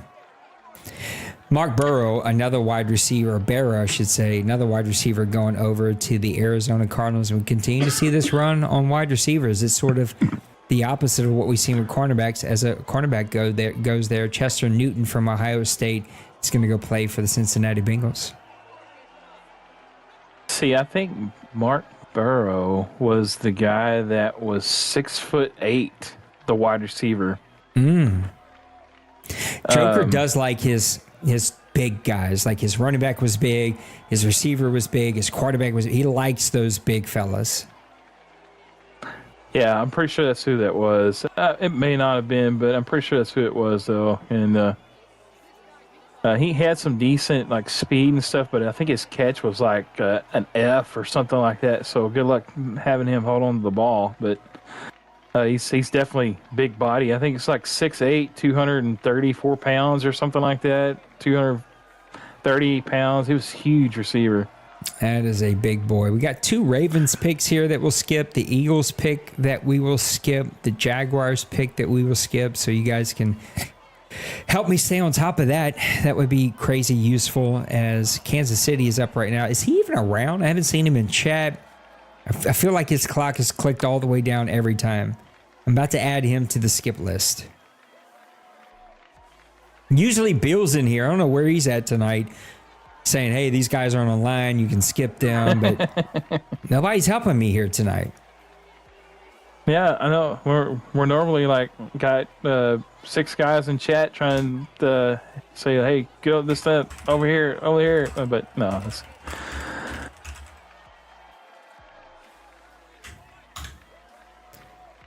Shocks, are you around, brother? Tired of waiting on your picks here. Killing me.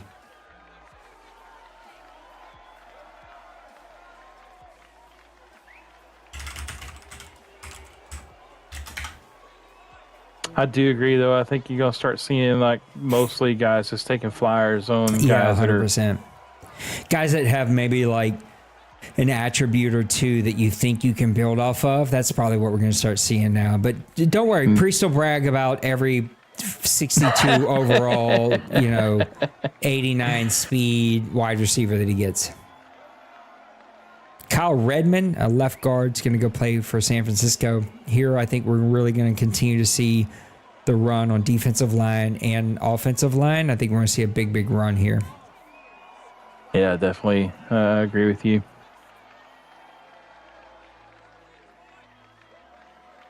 No, good, Bill. I'm just giving you a hard time, buddy. Oh, Jaguars. See? Jaguars, listen to me. I mean, the Ravens. See? Nobody's helping me stay on top of this. I'm half retarded over here. Ronnie Harris, a wide receiver, another wide receiver. Yeah. His top skill is injury, BD. That's not good. That's never good when the top skill that Madden shows you after drafting a player is his injury rating, and it still has a D letter in front of it. That's probably not a good sign.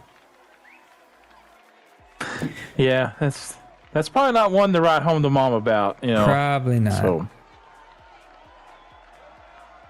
New England Patriots are up. Again, I talked about New England having what I think is a really good draft here early on. He had a couple picks early in this draft, had a really good offseason, and I think has a lot of potential to make a run in what could be a winnable division. Now, that division is going to get hard. Kobe's going to get that team figured out. There's going to be a couple. The Jaguars are right there, right? He made a nice run in the playoffs, but he's in a winnable division. New England Patriots, you expecting something from them? Yeah, I mean, when I played him this last season, I mean, he was just him and that quarterback, man, Rusty Starr. Yeah, he gets some more weapons around him. He is going to be a problem. I mean, he's already a problem, but he's really going to continue just to build off of that guy, and he's going to make something out of him. He's going to be in the Hall of Fame for sure. Chad Wooden, left outside linebacker, is going to go play for the Ravens. Christian Lawrence, a good-looking right outside linebacker, is going to go play for the Eagles. And we've seen the last 3 picks be outside linebackers. Yeah, it looks like a little bit of run on them outside linebackers now, so that's kind of intriguing. I think consistently, Twinkie has been a team that we always say is much, much better than his record. There's some owners we say that because we just like them, like me. But there's some owners where that's really true. We've seen him go and invest in a brand new quarterback. We've seen him invest a lot of early picks here into this team, a team that was already pretty loaded and young on defense. What do you think it's going to take for the Eagles to turn it around? Now, it's in a tough division, right? A lot of really good teams over there. Dallas is king, of course, OMFL champion. What do you think the Eagles are going to need to do to get things turned around? Yeah, I mean, it's going to be it's one of those things where he's just. I think a lot of the issue is like he's got to get more confidence in himself, and then two, like when you go into those games, just like it was in the ball game with me and Dwayne. You got to go in and not make the mistakes, and sometimes you press too much and get out of your game plan, and those guys that are over in that division, you can't do that. You just got to stick with your game plan, to the bitter end, until you can't, just absolutely can't. But Dwayne's been making a living off of making a lot of guys look silly, and so it's just, just he's played really good. I think Twinkie's played really good, and he's beaten Dwayne a couple times. Yeah. It's just that he's just not been consistent enough. And I don't know what his personal life is. A lot of times guys, they're so busy with their personal life, jobs and stuff, they're not able just to really dig in like some other guys are and things. So, I don't know if that tends to kind of affect him or not, but he's definitely played really well, and I think probably one of the owners that's lost games. A lot of the games have been close, that lose by 3, lose by 7, lose by 1, those type of games and stuff. So just a little bit more here and there and stuff. I think we'll see him possibly be pushing for a playoff. Come down to the end of the third round, I think a lot of times we will talk about the sexiness of the first round picks, the high first round picks, the top 5 picks. And sometimes we'll see some of those players, especially if they're quarterbacks, make a big difference in this league. I don't believe that's where the quote unquote money is made. Where do you think the money is made in the OMFL? What round, what section of that round? Where do you think the teams who stay consistently good are picking up those bulk of players?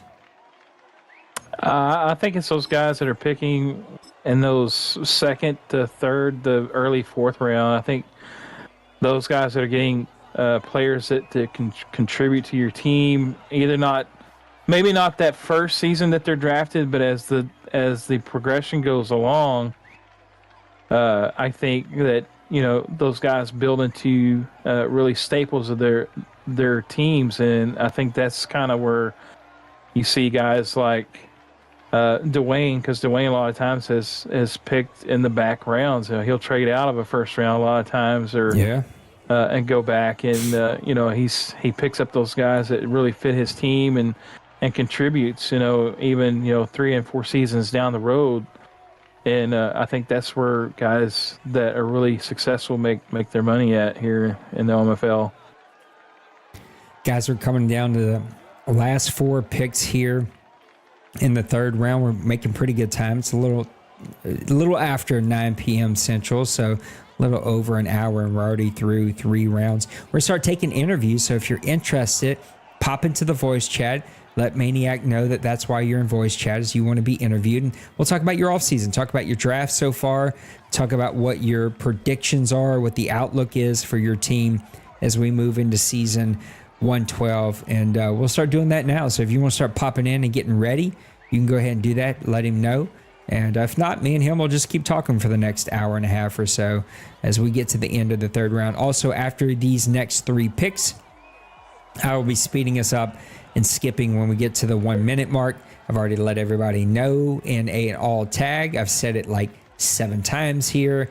And when you're done drafting, please go to the not at draft and let me know. I'm keeping a running list of players to skip there, as the Buffalo Bills are up, and then it's going to be over to Dallas before Mr. Dwayne bows out for the night and goes and takes a nap and gets ready for work. So we got the Bills and the Cowboys here. Round 3 is going to be wrapped up. I wish this stayed for a few seconds before it flopped to the next round, because Well, we can't take a picture of the last team that picks. It automatically goes. Kyle Hazelwood, a wide receiver, goes to the Browns. Chris Jenkins, I feel like they picked a couple wide receivers, maybe not. Chris Jenkins, a center, is going to go play for Pepper and his Chargers. Buffalo Bills are up here. Dallas Cowboys. Two teams that were in OMFL Bowl 111 and had a hell of a game. It sort of snowballed there for the middle rounds of that game for the Buffalo Bills. They were able to fight their way back into it. Big play off the left side. Wide receiver catches it, rolls out, scores. But just Dallas was relentless. Relentless run game. What he was able to do with Overton, I forget exactly what his name was, the middle linebacker these users, just making all kinds of great plays. Clyde Tribert out of Ohio State, left outside linebackers. We continue to see that run of linebackers go. Why don't you talk about him as I try to go make my pick before my 1 minute is up? Yeah, so Clyde Tribert, he is a good pick here. It says he was ranked number 28 in true value, and you drafted him 95. He's, like I said, rated B. He's 87 speed, 89 acceleration. Change of direction is 78, 75 strength. His skill sets show play recognition is at A. He is a run stopping linebacker. Block shed is A. Impact blocking is A. Awareness is B. And he has capabilities of also being a decent coverage guy in zone, but he's going to make his forte tackling the ball runner and with play recognition. Look like he's going to be a smart player, and he's also 22, so he's young, big, and he's going to be somebody that really can build up here within the next couple of seasons. I'm coming down to the end of my draft board, so I would assume everybody else is too. Again, we're going to try to let this thing go a little past 1 minute, and then we're going to start simming it. I'm going to be gracious with it, but we are going to try to do that. Looks like we got a couple people that are ready to be interviewed. I'll let you go ahead and tell me who we're bringing on first. Yeah, so first we have Kobe, and also Dwayne said he would like to get an interview in before he passes out. So I don't know if Kobe's okay to let Dwayne go first so we can get him in, get him out, and then also Tim is wanting to be interviewed. I see that we're at a minute and a half for these picks, so good thing I caught that. I almost simmed Mr. Massimo, and I would have felt really bad about that. Let me sim this one. So when it gets to 30 seconds, I'm skipping ahead here. We're going to keep this puppy going. Mr. D. Wayne, our OMFL Bowl champion for season 111, our Press Pass Live buddy, getting ready to go to bed so he can get ready and go to work, because that's all that guy knows how to do. He just work, making all that cash, all that grass, all that green. D. Wayne, congratulations on a great season. What do we think about our draft so far?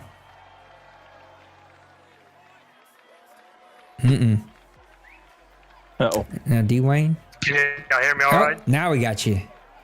Okay, I muted myself twice there. Yeah, that's about what it is right now. It's just work. I appreciate that.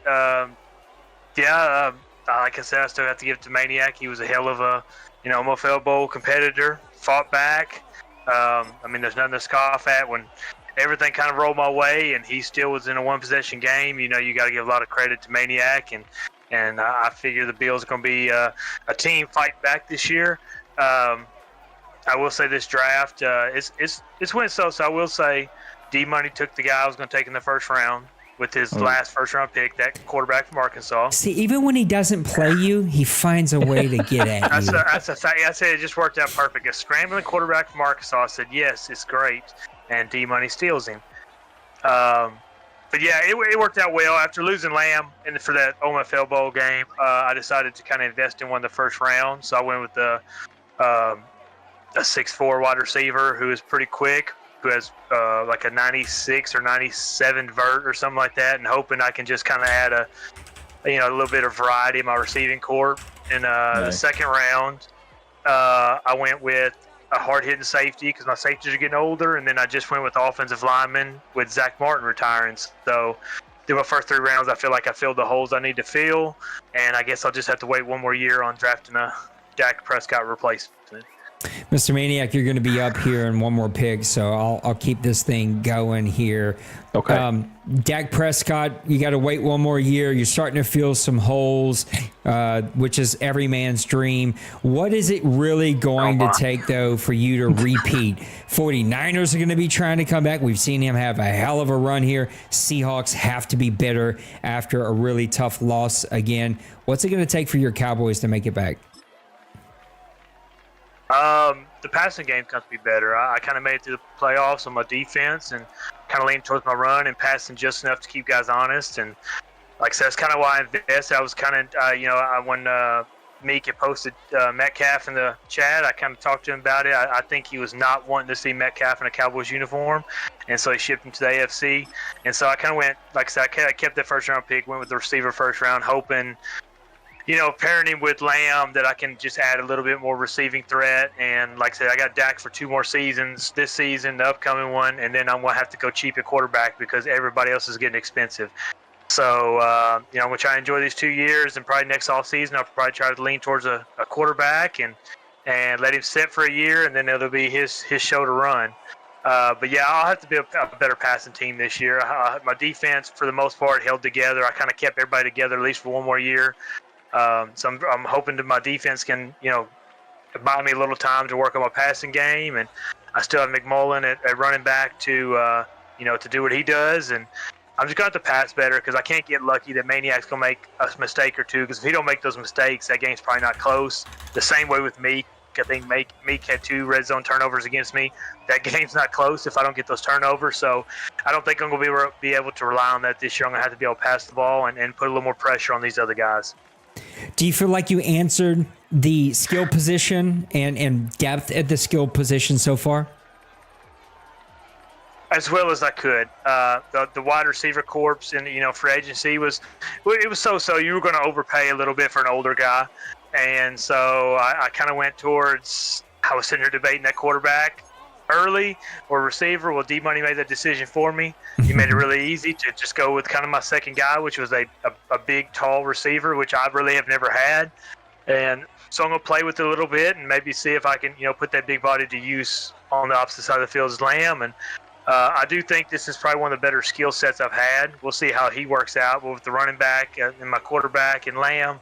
I think we should be all right. But like I said, the OMFL is only getting more competitive.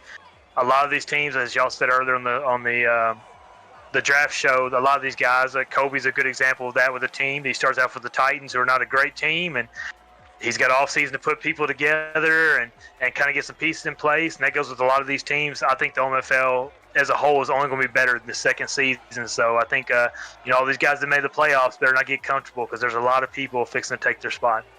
You better be careful. Mama always said if you play with it too much, you're going to go blind. Mr. Maniac, what do you got for the guy that you faced in OMFL Bowl number 1? I just realized that I paused the draft. My bad. 111. Yeah, I was fixing to tell you. Dwayne, man, that was such a great game, man. You're such a fierce competitor and stuff, and are you really like, as far as you're trying to kind of evaluate your team? You said Zach Martin retired, so I know that's got to be a big hit, because he was such a force in the middle of the offensive line for you. Were you looking at trying to either develop somebody to take that spot, or you think you got the guy now that's going to step in and really be that anchor for you? Well, the last guy I drafted, he was pretty solid, had very good physical attributes. I had to have to look at him real close on some of his other stuff, but I think I picked a guy in free agency maybe to just kind of hold over till he gets in there, or just in case I didn't get the guy. He'll probably plug in, though, a right guard right behind Zach Martin. But last season, I kind of focus trained Tyler Guyton and Cooper Beebe most of the season because I knew that my offensive line was getting older. And I knew that I was going to replace that right guard, so I tried to build up everything else around him. And they're not Zach Martin caliber by any means, but that right guard spot will just be my weakest spot. The other 4 spots are, if not, extraordinary, they are real solid players. So I feel pretty confident that I should still be able to play what I want to do. I just would love to be able to pass the ball a little better. You made me look like an amateur the way you passed the ball in the OMFL Bowl. Outside of a few passes, yeah, you passed the ball outstanding. And so I try to watch a couple of you guys, and I really need to take some notes, because if I can't pass this season, I think I'm going to be in a bind with how good some of these teams and these players are adjusting to this game. Well, you're like one of the best middle linebacker users in this league, man, and you put a lot of pressure with your defensive line, and it makes guys have to make very quick reads, and sometimes like you were talking about, you said you watched a little bit of film on my game against Denbrew, and then I kind of watched a little bit of your film that you played on the championship game on your side, and trying to find tendencies on each other and stuff. And I know I was like, when I was watching your game, I was like, man, Dwayne is just like, he is tough to find a weakness, and I thought I found one, but it didn't pan out because, again, you were a little bit better, I think, at kind of changing up things especially after that first drive. I took up nearly the first quarter, and then you kind of changed some stuff up. So kudos to you, man, for really changing up what you were doing there to make the adjustment and stuff. But I definitely see you in the NFC East being another tough run that I think kind of, when you got guys like Bill and the Eagles and stuff, you see those guys, and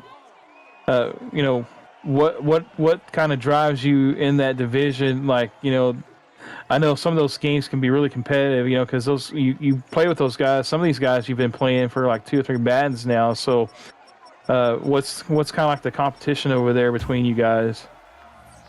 Well, I think some of the guys in the NFC East are some of the most underrated here. I think everybody, I've played here for a long time. Bill's played for a long time, and if anybody knows, I've been harping on how good Twinkie is. He just can't get out of his own way sometimes, but Twinkie is a hell of a player, and has probably gave me as many losses as 99% of the people here. But the most underrated one in our division is Shiloh. Shiloh, the last game of the season, it was kind of fluky, but I watched him be competitive in every game, and he gave me one of the hardest games I had all season the first time we played. And I don't know if I've ever been as dumbfounded on offense watching a defense play against me, where I honestly couldn't figure out what he was doing. And I think he is a sleeper this season.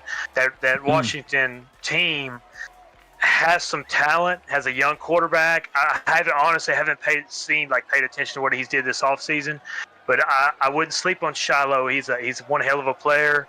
And like I said, I think if he stayed plugged in, if most guys don't know, I think he lives in like Taiwan, maybe. Yeah. And so I do think the time thing really throws off. I think when I was playing him one night, he was fixing to go into work, and I can only imagine kind of throwing that around like that. But our division's great. They really are. We're in our little, NFC East group message chat. Keep everybody up to date. Kind of shoot some stuff back and forth between us four.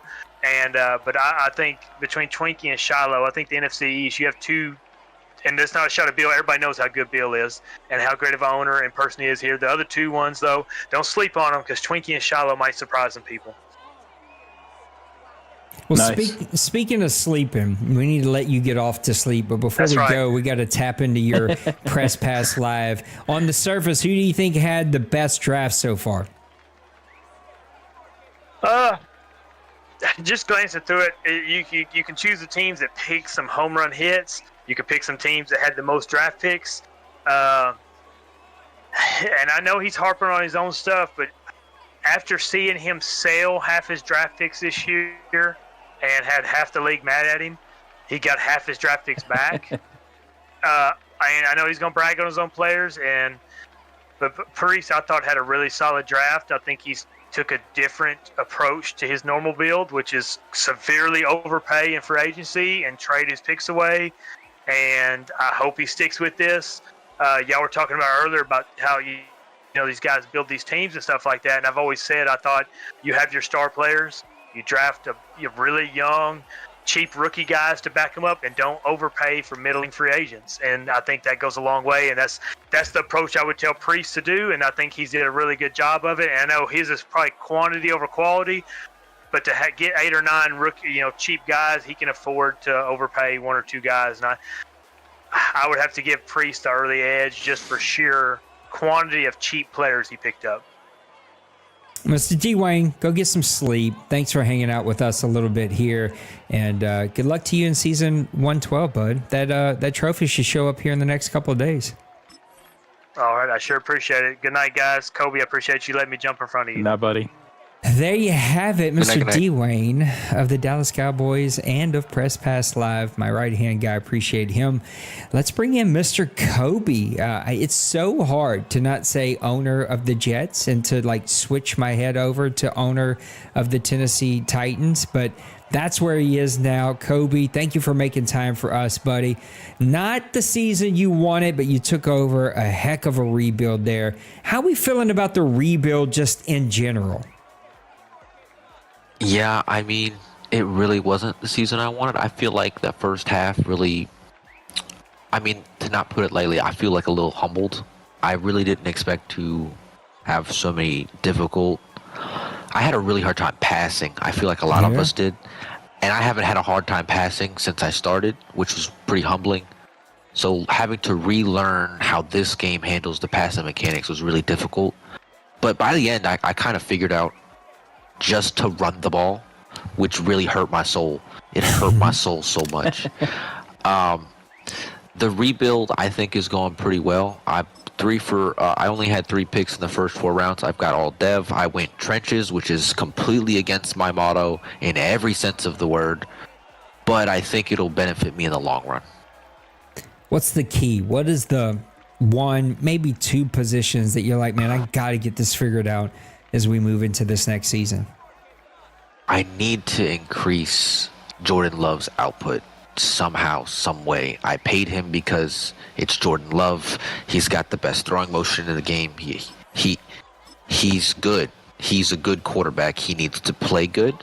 But I also think I need to bring in some younger talent. The one thing about the Titans that I don't know is overlooked at all, but everyone's 26 or 27, which in real life, not bad. In Madden, everyone's about to regress. Yeah. It's so hard to save somebody or want to put XP into a player when it's possible at the end of the season it's all going to go away. Mr. Maniac, what you got for our guy, Kobe? Yeah, Kobe, man, you definitely turned it around the end of the season, made one of the strongest second half seasons of the OMFL, I think, with you, and I think there's a couple other guys that really had a strong second half season. Talking about regression, what do you look at when you come into a draft like this? Are you trying to draft really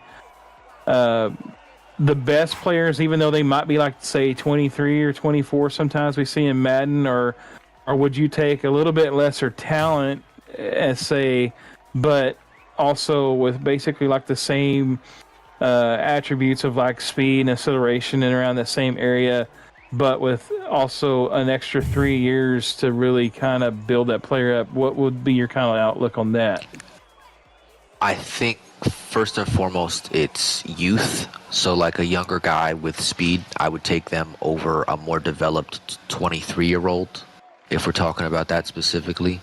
But that's the normal mindset I've had. It's been working pretty well. But I've noticed that with that mindset, occasionally, most of the time, I have hit normal development traits, I feel like, most drafts. So my philosophy for this draft was a little bit different, which I'm just trying to take the best player available at that time, which is why I took 2 trench players to start with. I felt like they were the best players available. And then even with this wide receiver, I had the wide receivers scouted. So the only reason I took that wide receiver is because he was a talent of 1 to 2 all the way in the 4th round. Oh, wow. Looking at your division, I know you don't want to give your opponents poster material or anything like that, but looking at your division, kind of the way it played out this last season, looking forward to this next season and seeing what the guys in your division are doing in the draft, what do you think is going to be probably your main competition? I know that you were, middle of the pack there, but looking at what they've done in free agency and this draft, who you think is going to be the main competition, possibly pushing you and others for that top spot out of your division? The only person last year that actually frustrated me to play was the Jacksonville Jaguars. I expect that to be the same going forward. I simply do not jive with his play style, which isn't a bad thing. He loves to play the game the way he loves. Me personally, it grinds my gears, so he can be a little frustrating to play against. And his play style counters mine so perfectly. Yeah. You run the ball heavy. You don't give me time to pass the ball. If I'm not on my game, I'm going to lose by 30. And he's the only person in the entire league that has ever limited me to 0 points. And that alone means war for me. So he gives me the most problems. My goal is to absolutely eviscerate him in the next season. And the other two guys, I expect Mr. Pancake, because I think it's funny to call him Mr. Pancake, to absolutely bounce back. Anthony Richardson's too good of a quarterback. His team is too good. I was speaking to him in the season, and he was having a hard time, like all of us, with the way the game was playing. But I expect him to figure it out and not be a top draft pick. And Raj is always capable of competing. Sometimes I think Raj is just down to have fun, but he's definitely capable of competing. He can give anyone a run for money any week. So I think my division will probably in totality bounce back and be super competitive. Raj is a more coherent priest. That's what Raj is. Yeah. Yeah, Raj does like to air the ball out, and man, he is not shy about throwing those streaks out there at any moment in the game. But when you got a guy that at wide receiver, he does the 98 acceleration, 99 speed, pretty much across the board, and I would probably take a few more chances airing it out deep as well. But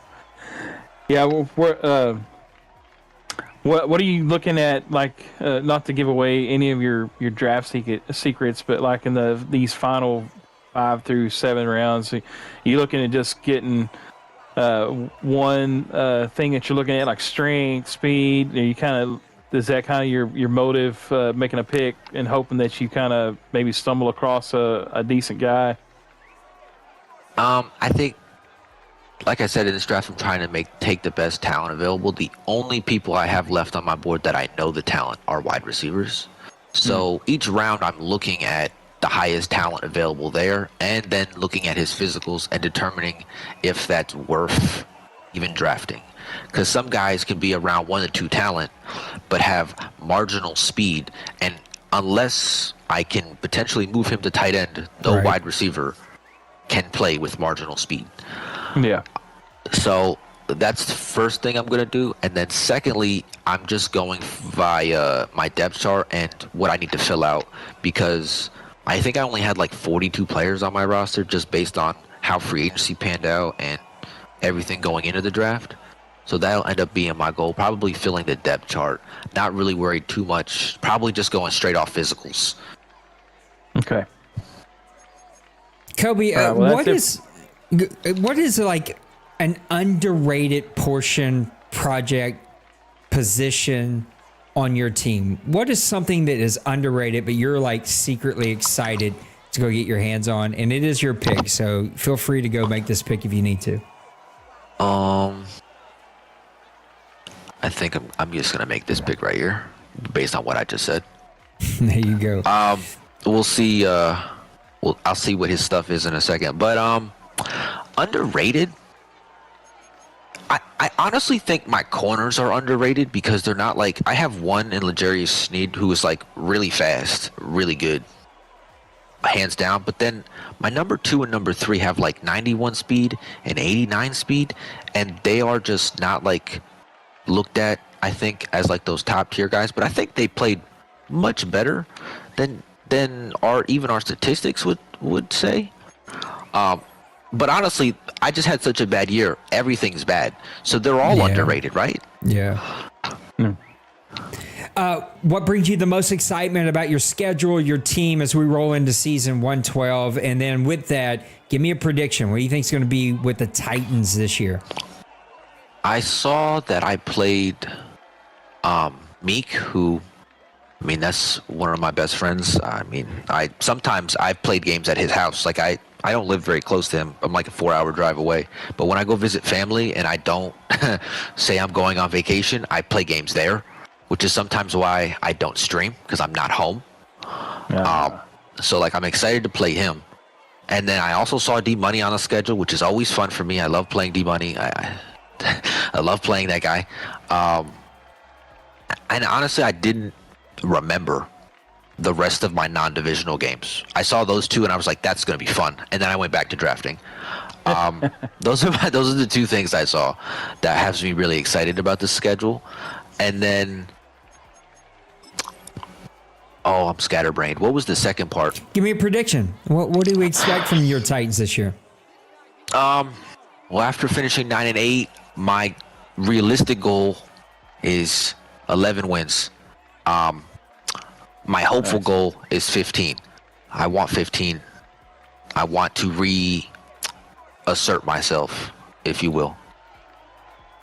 Well, hopefully you don't assert yourself on my team, because I got enough of that with the 49ers and everybody else I got to play, and only 3 wins. How I got that schedule, I don't know. But Kobe, you're always the best. I appreciate you making time to come be on the draft show. Good luck as you wrap things up, but looking forward to seeing what you do in season 112, bud. Thank you. I appreciate y'all. There you have it, Mr. Kobe of the Tennessee Titans. Man, it's been a long time since we've seen the Titans be a team that is contending in the OMFL. I mean, we had great owners, but owners that had a hard time getting those teams going. And I hope Kobe can do it. I hope he can turn things around. It was either guys that couldn't turn the team around or they couldn't follow the rules. So that's yeah, well, we know about that. Let's I got something for them. You know the rules, and so do I. all right. So we actually have Tim. He said he's in the chat, and then also we're gonna have Nice Songer right after him. Nice. So let's talk to our buddy Tim. Tim and Nice Songer are both buddies. I think they work together. Let's welcome in Mr. Tim of the Detroit Lions, a team that had a really great Madden 24. I mean, he took over a great team. He took over an OMFL Bowl winning team, but he did his part to keep them going. Tim, welcome into the show, bud. Hey, thanks for having me, guys. Tim, let's talk about your team. Solid draft from you so far. Are you happy with the draft? Oh, I went to my fourth option on who to pick. I had no clue, even minutes before the draft, what the draft direction was going to go. I sort of approached this draft looking at the long-term future of what do I need to accomplish, what positions I need to get to replace guys, keep the highly talented roster going. So that was my number one goal. Mr. Maniac, what we got from Mr. Tim?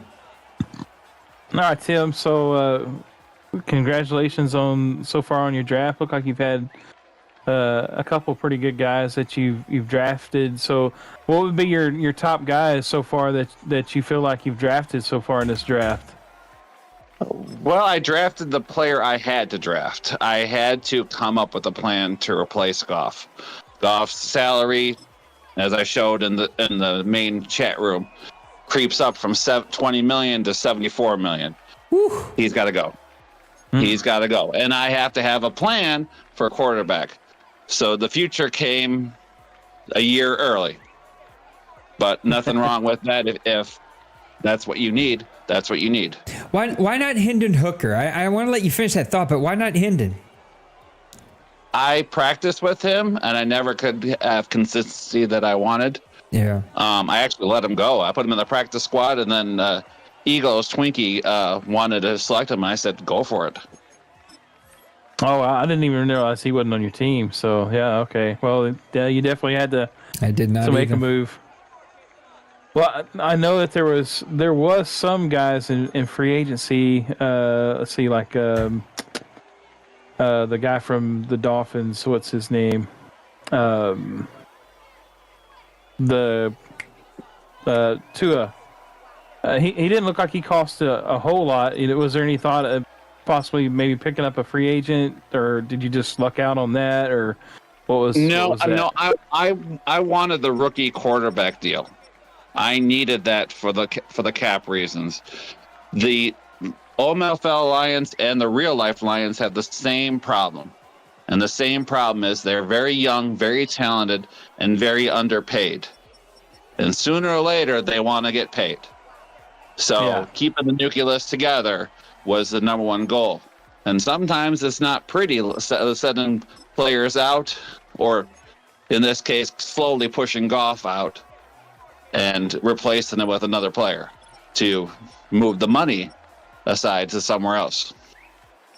Yeah, it's always a difficult, decision, and based upon you're playing with your favorite team. Always found that even more difficult because you do have a little bit of a allegiance to those guys because you watch them week in, week out, and then you play with them every day. In a Madden league like this, so that it kind of grows that. I guess that. Are you kidding me? My kids saw me draft Fargas, and they said, "Does that mean you're getting rid of Goff?" That's amazing. What did he do wrong? He failed the drug test. And it's like, no. This is not real life. He's still our quarterback. Don't worry. It's just sometimes you got to make a business move on this league. Yeah, and so that was kind of like my point, because sometimes you get a little attached to guys, and it's hard to in your mind, okay, I'm playing in a video game, so I've got to let them go, and move on. But what part of your roster so far through either free agent or maybe this new quarterback has you most excited about for this upcoming season? Well, I noticed early on the last season that the running lanes weren't popping. The offensive line wasn't gelling like I would have. So I've typically liked to run behind my best run blocker, my best offensive lineman. And I noticed that when I was running most of my plays, I was running away from him. So I came up with the idea of moving Penny Sewell from right tackle to left guard. So now I got a big run blocking guard that Gibbs and Montgomery are going to right behind him. And so that losing Zettler to retirement allowed that plan to work. Yeah, so that seems to be your kind of your game plan going into this next season. Then run the rock and try to develop this young quarterback, I guess. Then I know you've got a really good nucleus of wide receiver core and your skill players. You definitely have a lot of good skill players on your team. So is that going to be kind of like the game plan going into the season? Run the rock, kind of power the rock. Yeah, and don't make stupid mistakes and throw the ball and interceptions. That's pretty much it. I limited my turnovers in the second half of the season, and as you saw firsthand, I was very good towards the end of the season.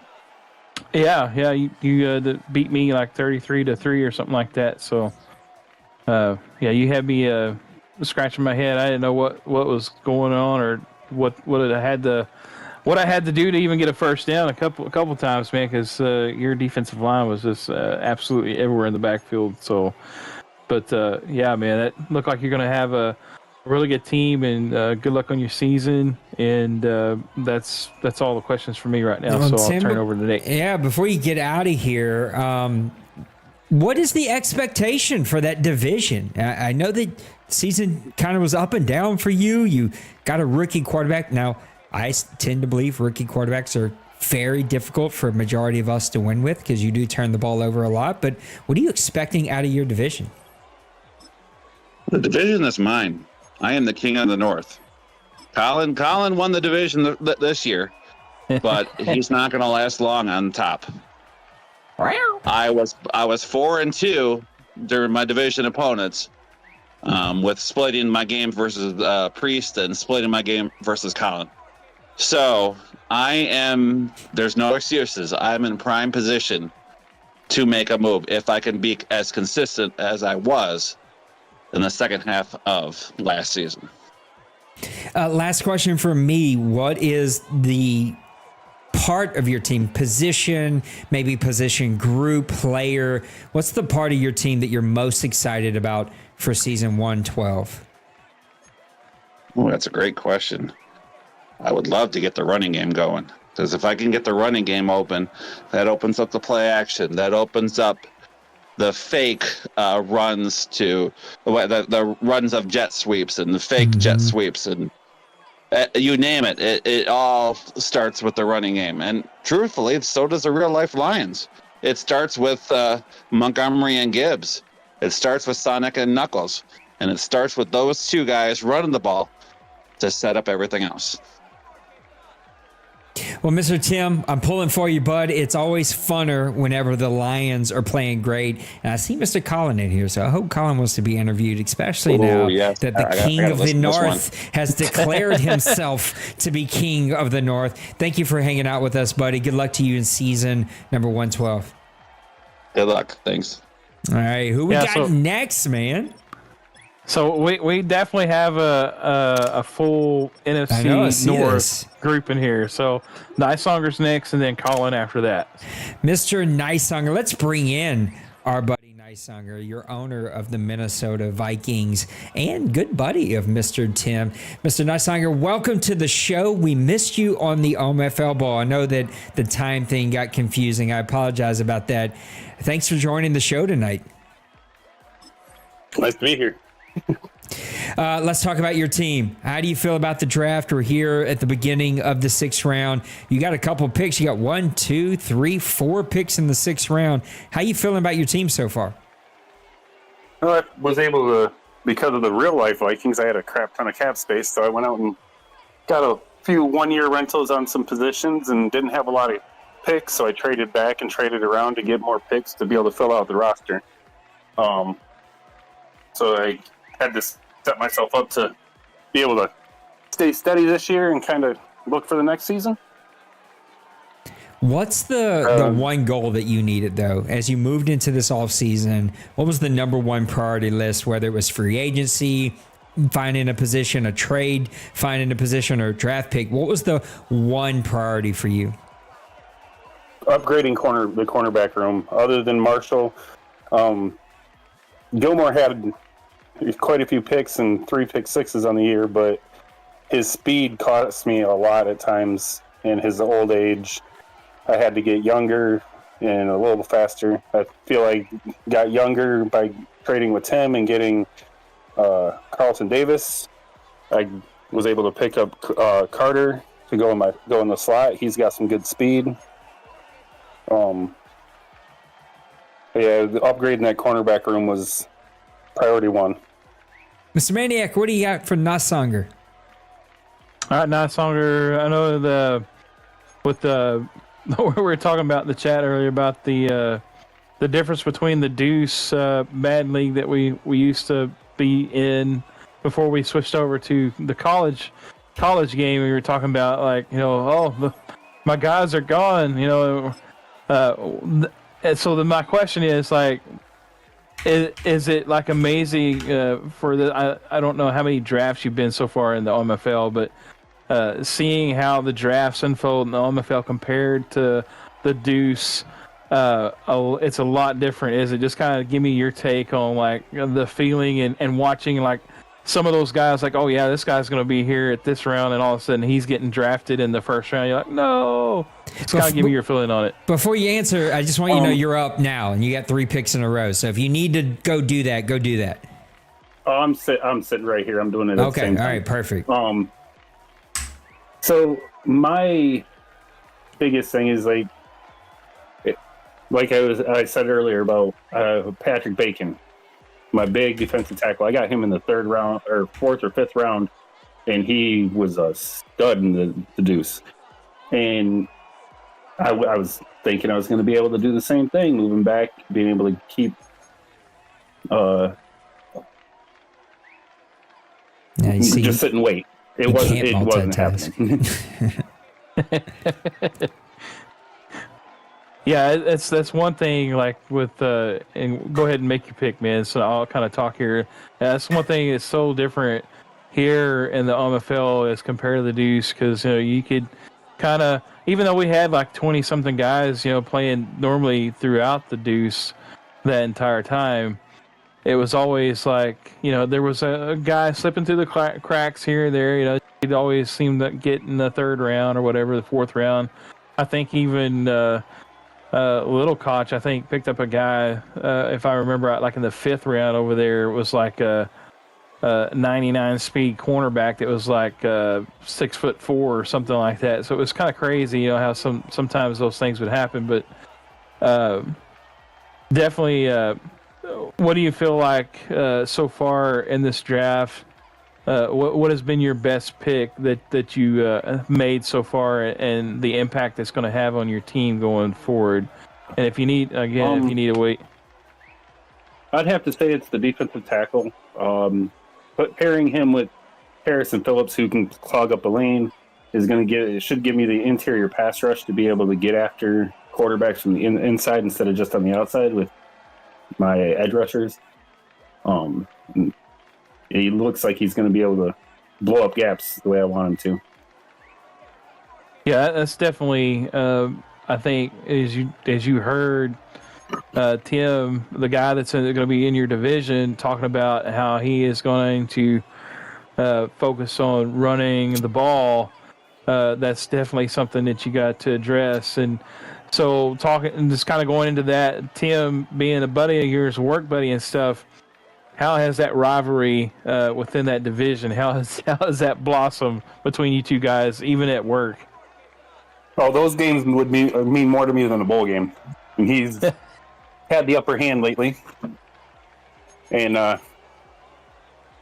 I'm looking at getting back at him and reclaiming that defend the North that the Vikings have had over the Lions for years. Yeah, so whenever looking at those, when you come into a game that you're fixing to play, Tim, is it like you guys, I mean, obviously we're a 72-hour advanced league, so is it like for the next 48 hours at work, you're just constantly like, no, you're going down, no, you're going down, no, I'm going to run all over your butt, type of thing. Is that what's going on at work? Oh yeah, there's a lot of that banter. People at work, even when we were on the same shift, we're not on the same shift anymore. But when we were on the same shift, there were people at work that were getting into it and feeding into it as well. It was fun. It makes it that much more enjoyable to go head to head. Just one more question for me. Far as like being in leagues and stuff, what's been your overall experience in the OMFL? Just kind of describe, the maybe like the things that you've didn't know like several years ago that maybe you weren't in an online league or in one that didn't really have like all this stuff like the draft show and different things, and what's your thoughts on it and how you've enjoyed it or maybe not enjoyed it or whatever. So. Easy. What a setup question. Well, to be honest, the OMFL and Deuce are the first leagues I've ever played in. Everything else I'd ever done was head-to-head, no rules. Having the rules for people like me, I'm pushing toward 40. I like that old school football. it allows you to use that strategy and mindset of, okay, I'm going to try this on this down, and okay, if that's okay, this didn't work, I'm going to go to this. If I hit this short pass, it gives me third and short.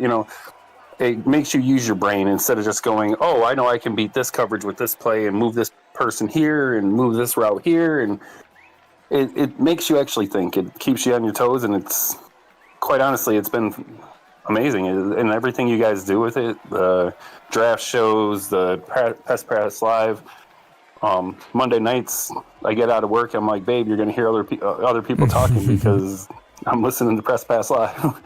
Tell my wife that every Monday.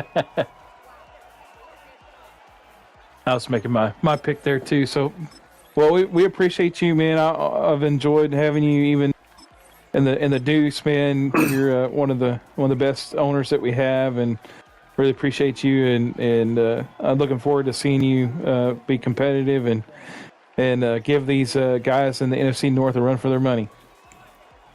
I'm going to try to. I don't know what's going on in Minnesota. We got people slipping in the cracks and blowing up the gaps. This is a rated G show here tonight, Nice Songer. What's it going to take for your Vikings to turn the corner and compete in that division? Not turning the ball over. I gave Colin a run for his money in our first game, turned the ball over too much. I ended up pulling it out in the second game.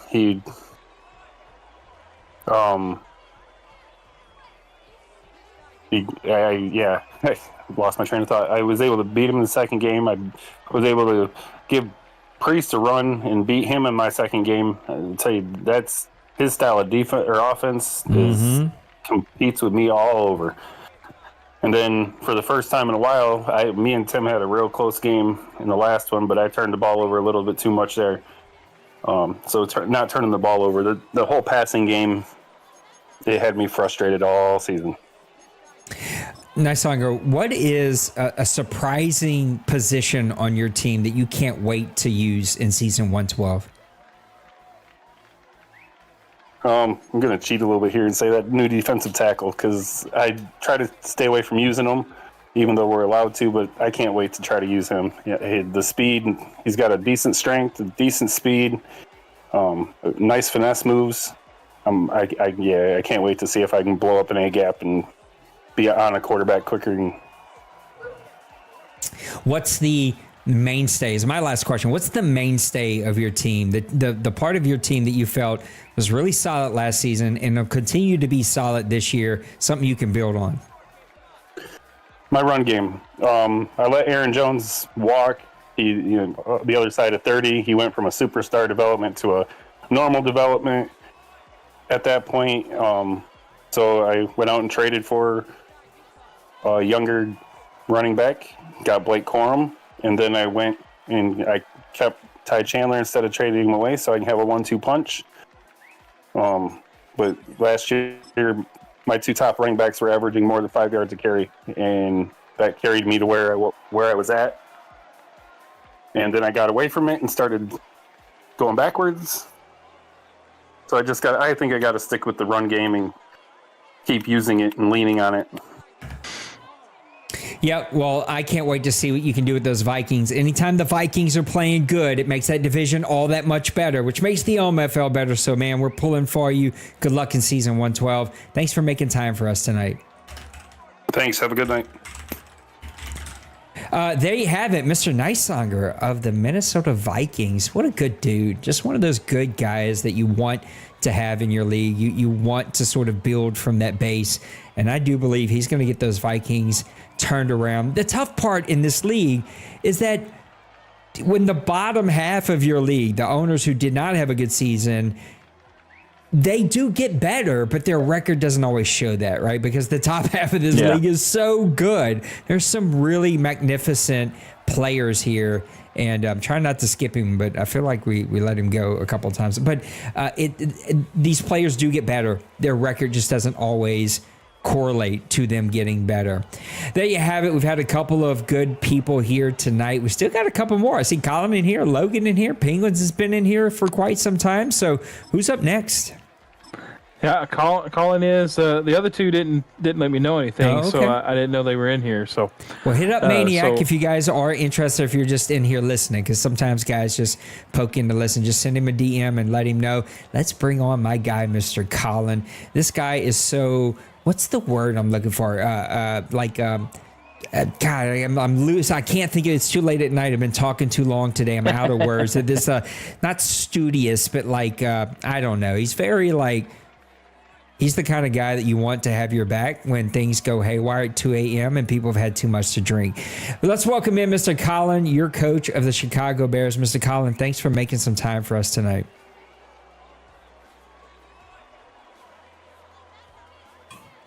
Maybe, unless we put him to sleep. You do show muted, so if you're with us, you're muted. That's why we can't hear you. But you may not be with us. I mean, you're here, but in spirit. Let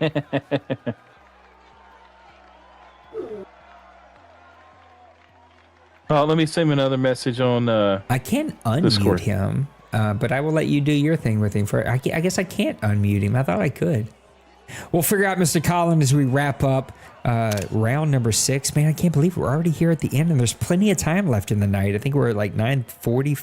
Oh, no, it's 10. Sorry. I guess time scooted away from me there as we get to the end. I'm dying. Help me. I'm tired. Oh, we got more people popping in. I seen Trey popping in. He's going to be in here to listen. I see Mr. Big Hurt popping in. And D-Wayne said his wife was going to help, but I'm question her. I don't know if she's actually here to help. Do we get Colin figured out? He said he's trying to unmute himself. Yeah, I can't. I thought I could unmute him, but it doesn't let me. I mean, I could mute him, but I don't have him muted. He's unmuted on my end. So let me see. Let me skip Mr. Maybe if he tries to join or unjoin and then rejoin, it might change. Yeah, maybe. He was quick on that. It's like he was ready. Yeah, I feel bad because I don't know if he's on his phone, if he's on a computer. But usually there's a little dilly dad at the bottom here that turns your microphone on and off. Mr. Collins, you still muted? I can't unmute you. Can I? No, I can't. There's nothing. There's no option to unmute you. Colin, let him know if you're on phone or if you're on computer. Computer, it's the bottom left. Phone, I have no clue because I'm never on my phone. I can pull it up though and find out if I need to. Oh, we got the Eagles. I need to skip ahead. Duh. I was going to say, I think it's usually on the top. Oh, he said he is on the phone. You use your phone a lot on this. Yeah, I'm actually on my iPad right now. You almost said iPhone. Let me see. The Steelers have 1, 2, 3, 4, 5 picks here in the 7th round. He was gobbling them picks up. I don't blame him. I like having these late round picks. I didn't get any this year. Again, Big Hurt, Logan, Penguins. If you guys want to talk, please send Mr. Maniac a message so you can get a nice little agenda put together, a little run of show, and we'll get you in here. Okay, Colin, if you hear me at the bottom when you log in, it should show like the OMFL voice with all the little icons, and if you scroll that up, then it gives a list of everybody that's in there. So if you click on your name, there he goes. It's unmuted now, Mr. Colin. Welcome to the show, bud. There you go. Uh-oh. He is unmuted, but I don't hear him. Stoic. That's the word I was looking for. Colin is very stoic. I'm sure he gets hyper from time to time, but I've just never experienced hyper Colin. He's always very stoic, very serious looking. He's very scary. He's very intimidating, Colin. If you've ever known, I'm very intimidated by you, but I still don't hear you. Not muted, but I don't hear you. poor Colin, because he's done this before with us. Yeah. My guy Is Shocks. there ever an OMFL technical difficulties? No, there's never. My guy Shocks lied to me. Shocks, if you listen to the show, you told me you were picking. I ain't seen you pick in the last 3 rounds. Okay, we also have a couple others. If we got time, they'll got time in as well. Who's next? And you go work with Colin. See if you can help Colin figure it out. You seem to be my guru to help that. We got Penguins next, or Logan, or Big Hurt. Logan, Penguins, and then Sweet. Big Hurt. All right, let's welcome in Mr. Logan, your owner of the Los Angeles Rams. And what I think could be just because he had a lot of picks, but he's had arguably a top 3, if not the best draft here in the OMFL tonight. Mr. Logan, welcome to the show, bud. Hey, thanks for having me. Appreciate it. Welcome to the show. Welcome to the league. It took us a while to get you here. You know, there's some bumps and bruises along the way, but we made it. You were here. Tell me about your team. You took over a roster that was really lacking talent. Tell me what that was going to take to turn around. What were your priorities as you moved into this offseason? Yeah, so I had to switch up a little bit because of the regression. Cooper Kupp was going to stay, and I was going to use the 2 free cuts on Stafford and my left guard. But obviously the regression hit Cooper Kupp a little harder, so I wanted to clear those 2 most expensive contracts first, and really just go into. I didn't have all the picks, obviously, because I wasn't the only owner this season. But I wanted to basically still have some good picks, but also spend a little bit in free agency, and just kind of my biggest hole to fill was the quarterback, and that's kind of why I went after Tua. And cornerback, I threw some money at DJ Reed. Few middle linebackers and stuff I didn't get, but all in all, I'm pretty happy with it. I'm curious how this season's gonna go with arguably the hardest division, but yeah. I'm excited, and I'm pretty happy with my draft so far right now. So yeah. You never hear like NFL GMs or coaches when they're doing interviews on draft night to hiccup or sneeze or do. I wonder how they avoid all of those things. Your team is in a crazy tough division. You go out and you get your quarterback in Tua. Ever play with a lefty? Do you feel comfortable having a lefty on your team? I haven't, not in this game, and I know a lot of people do not like using lefties, but I'm going to make it work. And if I don't, then next year I'll draft somebody else and just whatever. But I'm going into it with a positive mindset, and I'm just going to make Tua work, play to his strengths. And my biggest thing, everyone knows that's played me, is run the ball. When I don't run the ball is when I'm going to lose, start turning the ball over. My reads are awful. So I need to just play to his strengths, just like in real life. Play off the screens, the runs, the short passes, the quick outs, stuff like that. And I think we'll be all right. When you said everybody who plays me knows how I play, I almost made a bad joke and said break FPR. I'm kidding. There was no FPR breaks from the Rams this year. This is all a joke. Maniac, what you got for our guy Logan?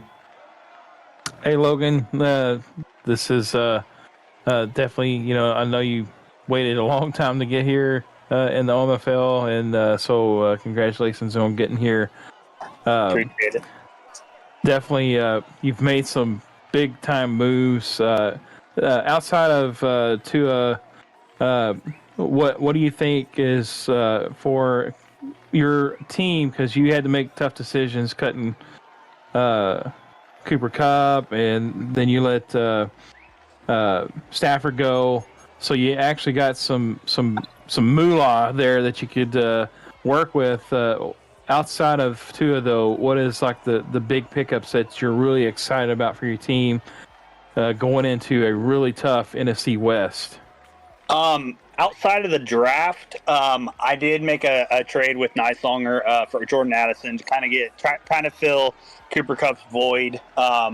I was going to try to draft another wide receiver to be the third guy in the slot, but I'm not really liking that, so I'll probably have to go dabble in free agency again. But I'm most excited about that tight end, to be honest, because that was a hit-or-miss pick at 10, and he just had so many elite physicals and such. So I'm really excited for him. And honestly, the offense of the Rams wasn't bad. It was in the mid to high 80s overall. The defense is where it lacked, and I try to put some money into that. My 7th pick that I got in a trade was, I took that D tackle, and I recently made that trade with Penguins to get Benton at D tackle, so I can have 2 kind of stud young guys in the middle and kind of fill out from there, and the focus on the secondary. And I mean, in that division, it's going to be hard to stop people, so you're going to have good offense. But hopefully, a few of those games, I played a few close games with those guys already, and it really comes down to 1 or 2 plays, and hopefully the pickups I've made is going to make a difference in a few. Yeah, looking at your draft, anybody outside of the one that you drafted first overall, your top draft pick, is there anybody that you're really like, I can't wait to get this guy incorporated into my offense or defense? Is there any one guy that you're really looking at? Yeah, so I just had 3 6th-round picks, and the last one I got was a hidden dev cornerback with 89 speed, 95 excel hidden dev. So I'm pretty excited about that because a lot of my corners are about 5'9". So I was glad to see Metcalf go from the division and get out of here. But he gives me a little bit more size and speed, and we're going to see what he looks like after the draft. But I'm pretty excited about him. Hopefully he'll be able to stick to him like glue. All right, Nate. That's it for me. I'm still trying to help Colin out here. Well, Logan, don't dabble with the diddler out there. Let's talk about playing in that division. How do they bring out a better version of the Madden coach in Logan? Man, they're going to keep you on your toes. And, I was like, well, I'm going to be here. And I know a lot of people, this is kind of like, when people get called up, this is kind of the team, that no one really wants. And I was like, well, if I'm going to be here, I'm going to make the best of it. I'm going to rebuild this team.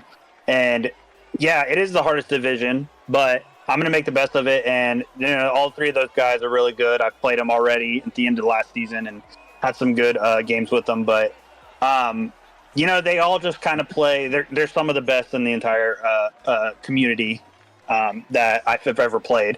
So including the Deuce. So they really got to keep you on your toes, and you can't really slouch when you play them. You can't just kind of like sit back and vibe out. You got to kind of like sweaty palms, lean up in your chair, and play some good Madden football, to be honest with you.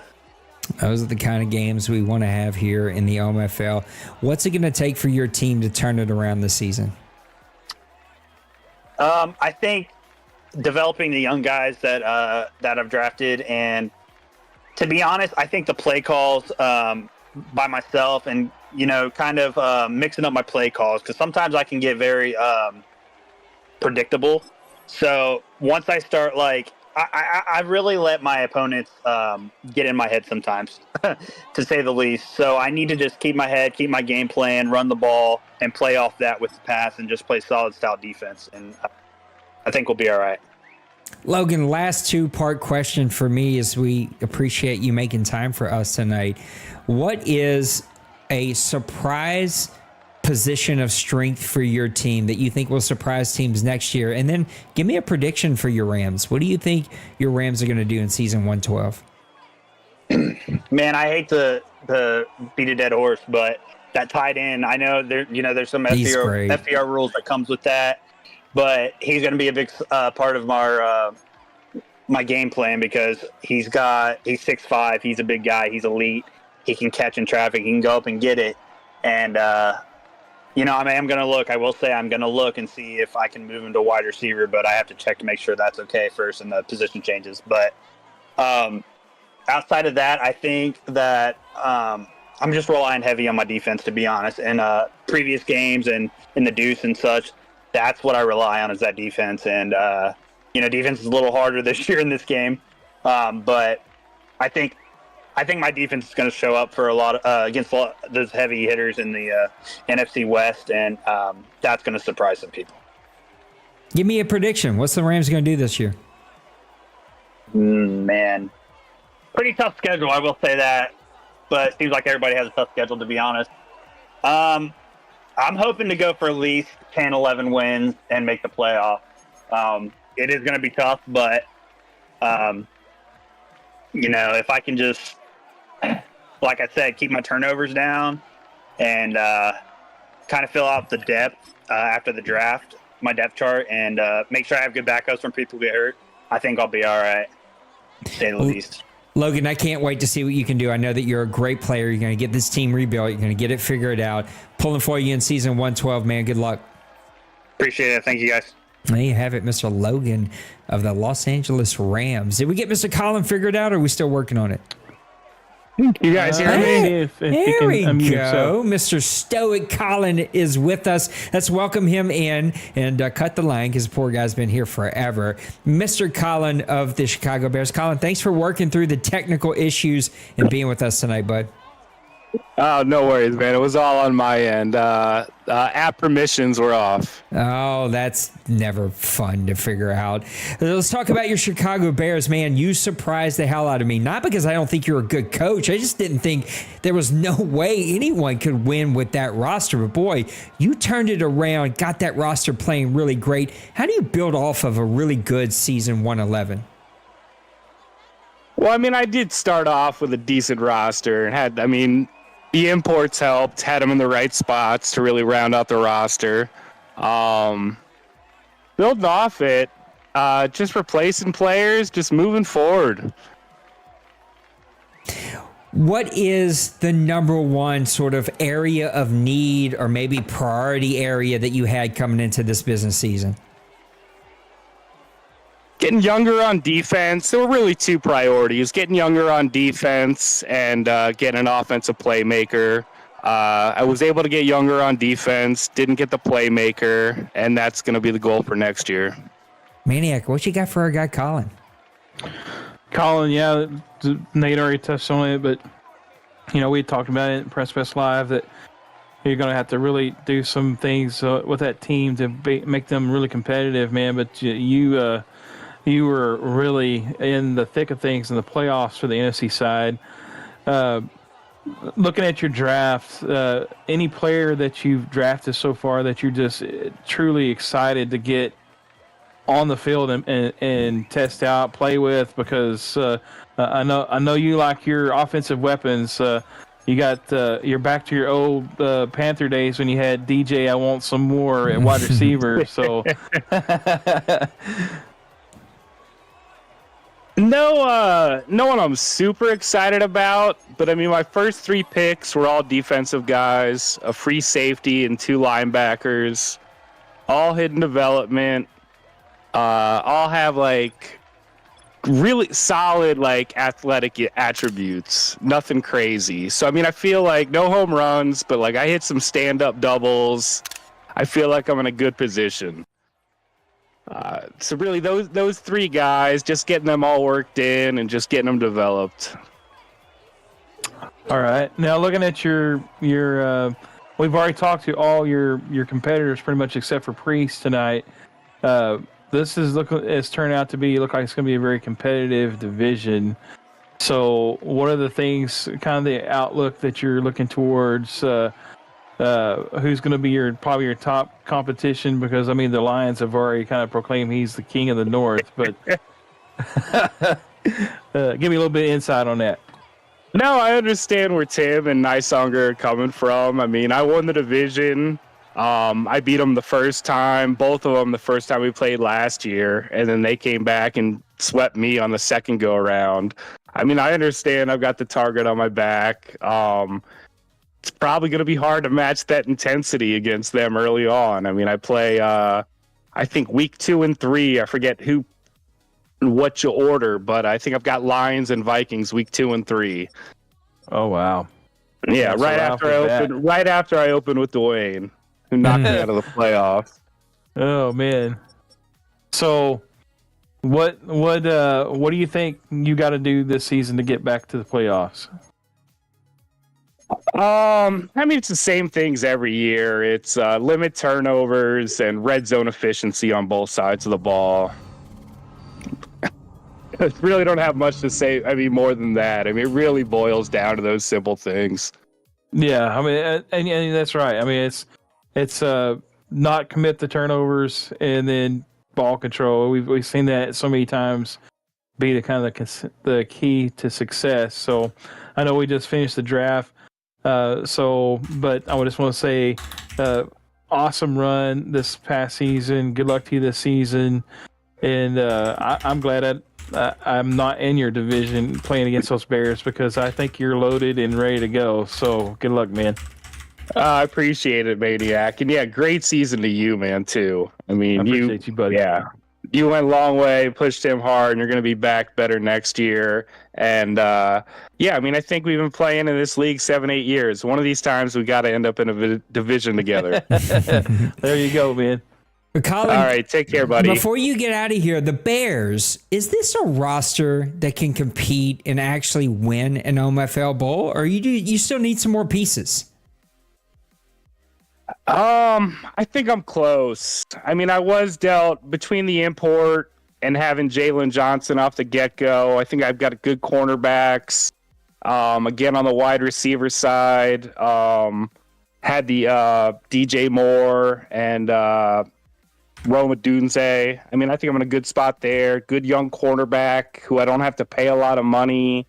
I think if I draft well, develop these guys, and then maybe throw my hat in the ring, like a really good free agent opens up in a year or two, I could be in a good spot. Give me a prediction. What's a prediction for your Bears this season? Oh, 8-8. 8-8. I'm taken back by that. I know there's 17 games, but I'm just going 8-8 middle of the road. I paused for a second because I was like, did he say something else or did he say numbers there? Like, that's how taken back I was back. This is why I love Colin so much. It's like, what do you want? A burger. That's it. That's all you're getting from that dude. If you need more information, you need to ask more questions because that's all you're going to get. Colin, last question for me. A surprise position for your team that you think will be a position of strength? Surprise. So I'm going to go with middle linebacker. I think just on first glance, I think I've got a guy who's good, who I can develop. I think last year I had the Damian Wayne. I think I've got a similar type player, maybe not as strong, but I'm optimistic. Middle linebacker. Well, Colin, I appreciate you, brother. Thanks for working through the issues and being with us tonight. Good luck to you in season 112, man. You're a great player. Anytime you're making a good run, the league just feels natural, normal, and right. So good luck in season 112, bud. All right. Thank you, Nate, for everything. I mean, yeah, love being here. You're the best. I mean, you're just perfectly suited for the job you do, and you do it well. Thank you. I appreciate it, buddy. Well, there you have it, Colin of the Chicago Bears. I can't wait to see that division. Tim always talks trash. I love it. It's like lovable trash, right? It's like what's going on here? I'm answering questions in the middle of a press conference that I haven't read a thing. I don't know what I'm answering. I don't know what I'm setting myself up for here, but it probably won't be good. Hopefully, I'm trying to live up to my standards. Well, you know, come on, those are tough standards to live by, but we'll see if he can make it up there. I think we got one more, Mr. Penguins, and then Trey's here. Might as well ask him a couple of questions. Mr. Penguins, you still got time for us?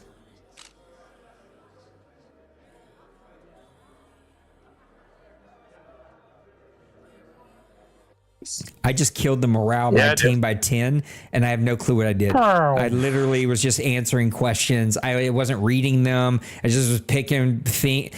I can't. You should. Oh God. I wish I could reset that. Let's welcome in the coach of the Pittsburgh Steelers, Mr. Penguins. Penguins, how you doing tonight, bud? Good. How are you? I'm good, buddy. Let's talk about your team, man. What was the one goal, strategy, thing that you had to fix for the Steelers as you moved into this business season? Everything. That sucked, man. That was a rough go. Brother, I won 3 games. I had the number 1 pick. Who you talking to? I traded my first round pick and bet on myself, and then had to trick a maniac to get back into the first round. What was a one thing, though? The thing that you're like, man, we got to fix this as we move into the new season? I didn't do a good job passing the ball at all, and I started Obviously having too many turnovers. I didn't adapt very well to this game. I didn't put the time in ahead of time. I was playing too much college football with the boys. I didn't adapt well to it this year, and I didn't pick it up as well as I would have thought. What do you feel about the draft? You gathered a lot of picks. I love your strategy, especially as you're trying to rebuild a roster, get younger, just kind of have some depth, helps on special teams, getting those late picks. How do you feel about your draft now it's over?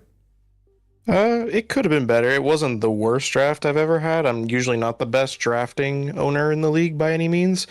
So overall, it wasn't the worst, but it obviously could have been better. But it filled some depth and it filled a few spots, so it's not bad. Maniac, what you got for our guy Penguins? So since we traded, what was the pick that you got for me? Who'd you end up picking with that? I don't remember. I just picked up Boone, the right tackle. I just filled an offensive lineman spot. By the time the pick came around, everything I had on my list was gone. Oh, wow. Did he end up being anything good or just? Yeah, just he was solid? a hidden dev. He was about 75 overall. I mean, he's serviceable. He's fine. Yeah, that's all right. I don't feel too bad now. I thought, if you end up getting a hidden dev 99 speed wide receiver or something, then I might be kicking myself. But at least you didn't miss nothing. I took the safe pick there. You didn't miss nothing.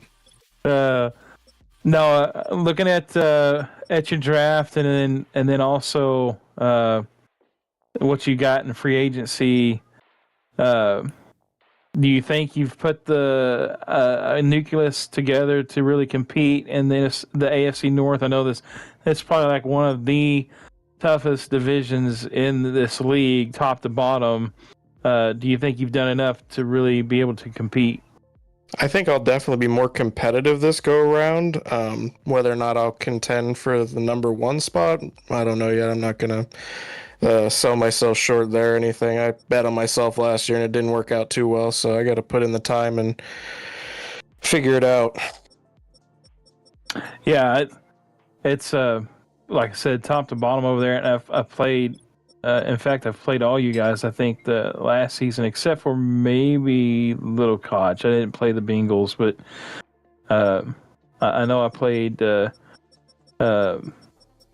Baltimore, and I played the Browns in the playoffs, and each of those guys were tough. I'm not sure if I played you or not. I may have not played you, but I know top to bottom, though, that league, you guys in that division are just really top notch. And I know with like each franchise, like how's your quarterback situation looking over there? I know it seems like a lot of guys are kind of scrambling with either trying to get a young guy or a guy that's solidified already there. So what's kind of your approach with the quarterback situation? Are you happy with that, or is that something that you're going to be looking at trying to address later on? I'm pretty happy with mine. I re-signed Fields. I put a lot of time into him, and he did pretty well. He wasn't the reason I was losing games. He wasn't missing anything horrible. It was mainly just my lack of reads and my poor play calling, and could have obviously used some better situational awareness, and I lost a lot of games by less than 7 points. I didn't close games very well, and I didn't get off the field on defense when I needed to. I missed on all the key things to win games here, and you can't do that. But I feel good about my quarterback, and I got him in at about 28 to 30 mil a year. So for the OMFL average, that's pretty fair. Yeah, that's really a good bargain, especially if you got a guy that you can play with and be competitive with. So I know we're kind of winding down, so I'll leave it at that. But I just want to say, hey, good luck on your season coming up. I know it's going to be a competitive one over there, so good luck, and looking forward to watching some of your guys' games because they're always entertaining. Hey, thanks, man. Mr. Penguins, you've heard me ask this a couple of different times. You've been here a little bit, but what is a position of strength that is a surprise that maybe people are not expecting to be a position of strength, but you think as you roll into the new season is going to catch people? Probably offensive line. Typically, the Steelers don't have the greatest offensive line over the course of the years, and it's a young offensive line, and they played pretty well for me last year. I ran the ball pretty solidly behind them, so I'm actually pretty excited about that. Give me a prediction. What do you think is going to happen with this team? I got to get my tail to 500. Are you kidding me? I'll be happy if we can get over 500. We got some work to do. That was humbling, Nate. That was horrible. You singing to the choir over here. I know what you're talking about. Way to read the room, right? You've got a couple trophies on the stand. I just got one, and it was so long ago. None of you were even around when I won that thing. I don't even have a physical trophy. That's how long ago. It's before we started buying those things. Well, Penguins, I know that you will get that defense roaring. It is what you are so good at. You will get that offense figured out, especially if the offensive line is a strength. I think your team will be way beyond just a 500 team. Good, strong offense. You can do quarterback. You can do running back. You're good at that. You're a great play caller. It's the defense that I think is going to be the turnaround for you. With all these picks, I think you'll be able to do that. So we're pulling for you, man. Appreciate you making time to come be with us, and looking forward to see what you do in season 112. Hey, thanks. Thanks, Nate. There you have it, Mr. Penguins of the Pittsburgh Steelers. Listen, I still remember the game playing that fella. Every snap, it was like a Christmas tree exploding on the defensive side. He had so many superstar and star players and X factors and everything else. The coach, I think, lit up whenever he snapped the ball. He's going to get that defense turned around. Mr. Trey, you might as well pop in here, and you've been checking us out here tonight, hopping in. It's always a catch-22 when I say this. It's like, hopefully we can get you back in here one day, but then it's like, well, then that means somebody's got to leave, and that's usually never a good thing. But hopefully one day you'll be able to be back home where you belong. Did you get to watch the draft? You were just listening in. Any sort of overall thoughts about Madden 25's first draft of season 112? I didn't realize it was draft night until I saw it. I logged on to the app and saw there was a bunch of people in the chat, and I'm like, oh, that usually means it's draft night. Is it hard watching your lines? I've been patiently sitting back wondering what Tim's doing, but in the real life, no. Yeah, not real life. No, we're talking about Madden. Has there been any DMs about like, hey, maybe you should do A, B, and C with my team over there? Those DMs in the Madden 24, Tim got a whole new sports car that I don't know if he's going to be able to fully build, but that's Tim's decision, not mine. Yeah, he did take over a sports car that was rocking and rolling last night. I was surprised by his imports. I was surprised he brought over the middle linebacker. He had so many other playmakers. I thought for sure he'd be bringing some more of those over. Madden 25, are you still in the NBC? How's your season going? Yeah, I ended short of an NBC goal tonight to Twinkie. But to Twinkie, you said, right? To Twinkie? Yeah. You see, this is what I'm talking about. This is like he's always right there. It's good to hear they put it together. Yeah, Twinkie and his Eagles beat me in the NFC Championship, and I learned very much that Jalen Hurts is a pain in the ass. He is. He absolutely is. But he's not even a thing here in the OMFL. I think he's either on the streets or on the bench. He's already replaced him over here. How's life? How's things going? Oh, good. Just playing some college football in the Deuce. Fell short in the conference or the national championship there, so I'm just on a string of bad luck championship games this past week. So. At least you're in the championship games. Well, you're gonna have to come visit us on Press Pass Live. I know early on when you needed your break, we talked about doing that, and then we sort of got away from it. But you have to come and pop in and give us some outsider's perspective of how people's seasons are going. Perfect, and I'm waiting for that one person that just says, you know what, I'm taking a break, and I'm walking in, and I'm never leaving again. It's going to be the Rams. I see it coming. It's going to be the Rams. You're going to get stuck with the stupid Rams. Of course, now Stafford's gone. The only quarterback I would have wanted. That would be a fun division, though. Trey, D-Money, Meek. Like, that would be sort of kind of fun to see how that one played out. That's the division that you're watching. First. Didn't you have the Rams at one point in this league? No, I went from Panthers to Eagles to my Lions, and I stuck there until I left. That's what it was. Panthers, Eagles. That's what it was. That's right. Well, I just seen Mr. D-Money pop in. Did D-Money hit you up? Is this, are we just like taking a break from feeding the baby? Did he say he wants to be on the show? No, he didn't say anything, but I just seen him pop in too. So more than welcome. If you're just here to listen, we're wrapping things up, but you're more than welcome if you want us to do a quick little interview. We can do that. You just got to unmute yourself. I'll keep an eye on the unmute here in the next 30 seconds or so. All right, here's what we're doing. We're on stage number 1. I have paused all FA signings. I seen he unmuted himself, so I'll come back to you here, D-Money, in just a second. But we've paused all FA signings because these drafts last so late. I kind of want to keep some of those undrafted free agents like as fair game. So what's going to happen is we will open it up tomorrow afternoon. I will set a time so that everybody knows it. I'll announce it. So tomorrow afternoon, we will open up for a few hours all FA signings. Tomorrow night, I need to go look at the times I've already posted. We will advance to the last week of preseason so you can play your game if you have guys around, or if you get guys around tomorrow afternoon. You can play your week 1 preseason game. We've paused in this time for you to do your training camp. That's the main kind of set. Move your roster around, do your training camp, leave free agents alone. If you want to play your game in your starter position, go sign the lowest position, play your game. After your game, cut the position. It's not going to cost you anything. It's not going to hurt your team. We're going to say free agents to open up tomorrow afternoon. Now, if they are above a certain amount, again, I need to go look at FPR too. I forget what the amount is. I think it's 75 and overall and above. You can start putting in those bids now, and we'll start closing those, tomorrow. I've been talking for 8 hours. I finally had a burp. You can start putting in those FA waiver bids for those players. I'll announce all this in chat. I need to go look at the numbers unless Maniac happens to have it here handy. But we'll look at those numbers announced. That's the plan. Do your training camp. Move your roster around. No free agent signings. If it's a waiver bid, you can put that in. And then we'll open up free agencies tomorrow for everybody, even for the ones you don't need to put a bid in. We'll start closing bids tomorrow. And we will advance to week number 4 so everybody can set their preseason, set their rosters and set their practice squads and get their teams ready to go. And week number 1 will start on Saturday, hopefully early. Hopefully we don't have to wait all day. Hopefully people can get their teams ready, and the new season will begin on Saturday. Mr. Maniac, do you happen to have those numbers handy?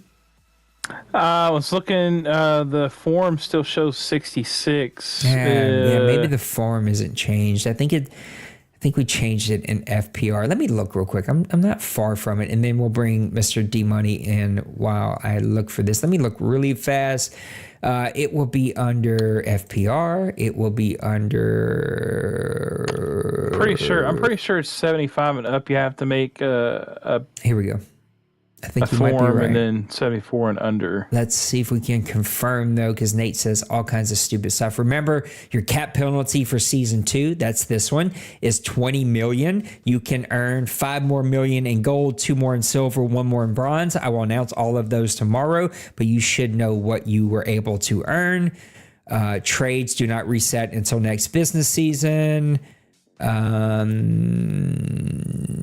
Practice squads will be changing. I need to edit that. Yes, 75 overall and above, you need a waiver wire. 74 overall and below, you can sign without a waiver wire. It's free for all, but that is not open yet until I open that up tomorrow. Again, I want to give everybody time to go to work, do their thing. It's not going to be perfect for everybody, but I want to try to keep it as fair as we can. This is pretty late for a lot of guys, and so I want to kind of keep it fair. D-Money, let's bring you in. Let's welcome in the coach of the San Francisco 49ers, owner of more championships than I even have fingers or toes to be able to count. D-Money, how you doing today, bud? Good. How you doing, Nate? Can you hear me? We can. How's baby doing? Baby's good. He's way too smart for 9 months old. It's crazy. It is crazy that it's already been 9 months, man. It flashes. He's going to be 19 before you know it. Let's talk about your team. You are not a team that we usually see not making the playoffs. That's probably happened on less times than any of us could ever remember. What was your number one goal moving into the business season of things you wanted to improve for your team? Probably the quarterback. Playing with Brock and that 85 throw power was just brutal. Generally, I have guys that are low 90s at least that can move. He's not a statue, but slow and bad throw power. It was a nightmare. And I was a little lazy, I guess, this first season. I didn't make a playbook. I just kind of used the stock stuff. And I think that kind of held me back. So I'm gonna take some time. I'm gonna get it all right. This new quarterback, I'll probably play with him. I haven't seen the attributes and all that yet, but addressing the quarterback and then just kind of filling some holes. What was the overall sort of thoughts or processes about the draft? Are we happy with it? Did we get the positions of need? How do we feel about the draft? Yeah, I mean, I had way too many picks. Right before we started, I traded 3 picks to Priest for a young linebacker. Otherwise, I would have like 12 picks in the first 4 rounds or something stupid. Oh gosh, I just didn't need that much. So the first round, I wanted that 6'4" corner. I know I don't need it, but I'm addicted. The Dolphins took him right before my pick. But the guy I got, the other corner is really, really good. Fast, had A coverages. So it may allow me to move an older corner to like safety or something. And then I took Dwayne's quarterback. Sorry, buddy. I didn't mean to. I really didn't think any quarterbacks would go in the first round. I didn't think the Jets would take one at 4 because they're just, I mean, the quarterbacks are kind of weak. But yeah, the guy I got is fast. I'll probably something I did different this time. I saved some of the platinum incentives. Usually I just kind of use them all at the beginning. So I'll be able to bump him to like 90 throw power and then bump up, throw under pressure, stuff like that if I want to. So, and then I got some O-line that were really good in the middle rounds, which helps because they're cheap. So yeah, overall, I think it was great. Maniac, what you got for our guy D-Money? Hey, D-Money, look like I was just kind of looking through your draft. Looked like you had a really solid draft. Definitely, I think to the guys that are going to make a huge impact. I actually called it probably 6-7 seconds before you picked. Yeah, because I was going through what you pick, and I said, well, and there's a quarterback that's got some speed. I know he likes to scramble around a little bit, and all of a sudden there comes a pick, and I was like, oh, there it is. So, he's definitely kind of fits your mold for a quarterback. And but like you were talking about, a couple of those offensive linemen were actually just complete steals at where you got them at and stuff. And so, I mean, kudos to you for really rebuilding your offensive line. The one guy I wanted to kind of touch on, though, is the running back that you picked up, Scarborough. He just looks like he's going to be a beast, man. 94 speed, 95 acceleration, and 91 agility. And then change of directions, 92. So just he's got good size. It's not like he's just a little small dinky dude. He's got some bulk to him as well. So what's your feeling about that guy? Is he kind of really going to be kind of like the bell cow for you going forward? Kind of like what you did with CMC, or are you going to go more committee type running back? I forgot about him. He was like a last second, oh shoot, I forgot I traded CMC. I need a backup. But yeah, his attributes ended up being okay, this guy should start. But Garendo is so good. I think he's low 80s strength, and he's as fast as this Scarborough guy. So I mean, Garendo's still going to start. He's going to get the bulk, but when we get in that 20 to 25% of the runs with somebody else, it's going to be nice to have that guy.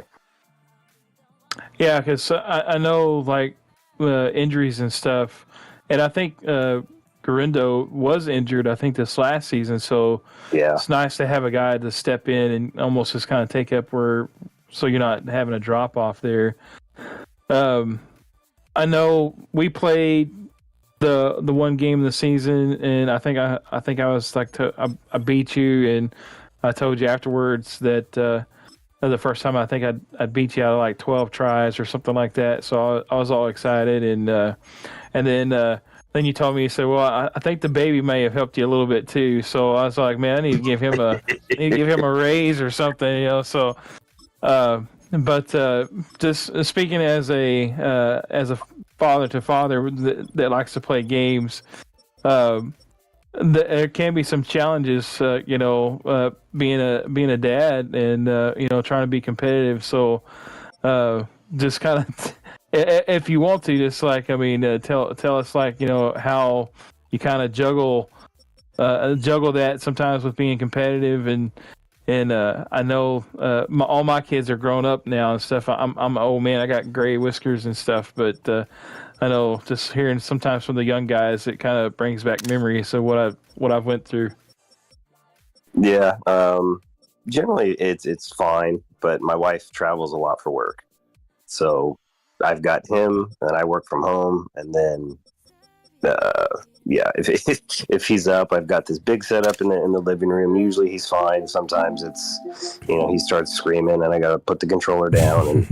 But it doesn't happen that often. I can't remember if I had him when you and I played. I do remember being up 21-0 and then throwing picks like crazy. But that was the story of my season with Brock, is interceptions, and I think he had 30 plus. I've never thrown 30 interceptions, but I remember that being part of our game. Yeah, that was very uncharacteristic from you and stuff. And I know when you've got a player that doesn't fit your style, it can it can work on you mentally as well. So I'm sure that was kind of one of the things that you were going through as well. But man, I know we're gonna see you back in the top of things this next season. So good luck to you, and a great draft. Like I said, you got some solid players that you're gonna be able to build. Thanks. Yeah, it's gonna be fun. D-Money, let's talk about your division, man. What's it like playing in that division? And then I think I got a follow-up question that might raise some ears, but what's it like playing in that division?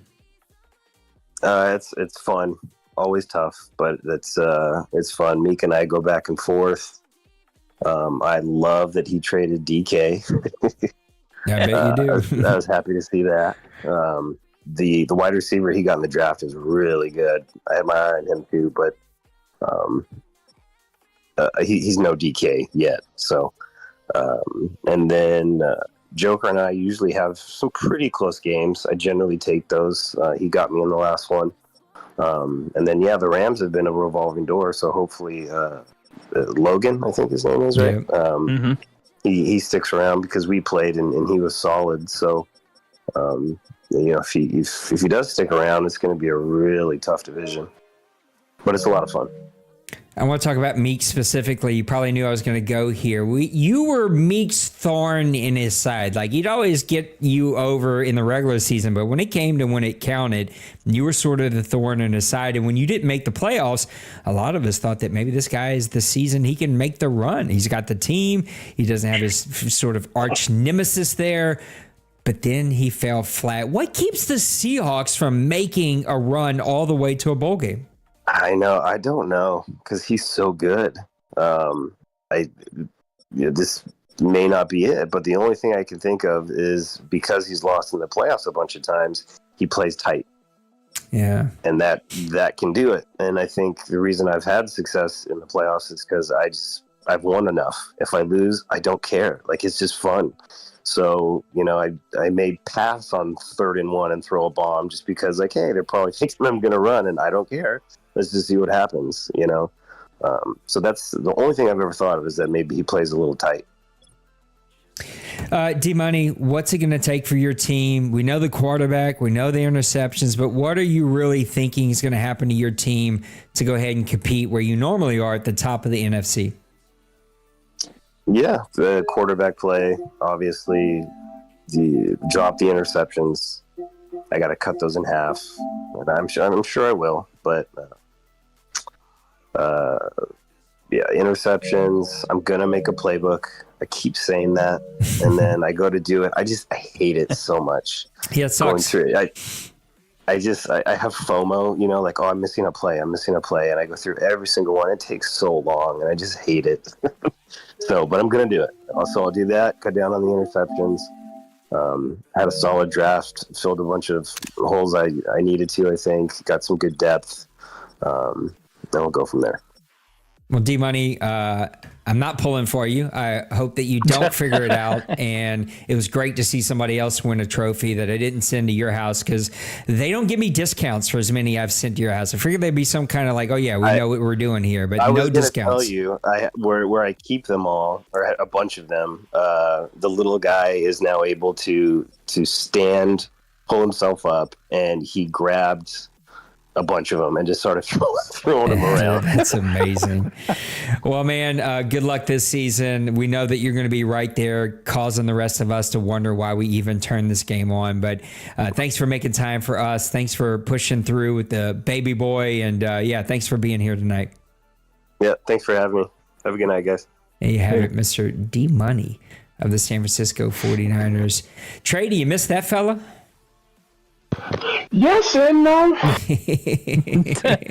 Yes and no. Just because it was always a fun chess match, but also it was a chess match where my toes felt like they were up my nose. Yeah.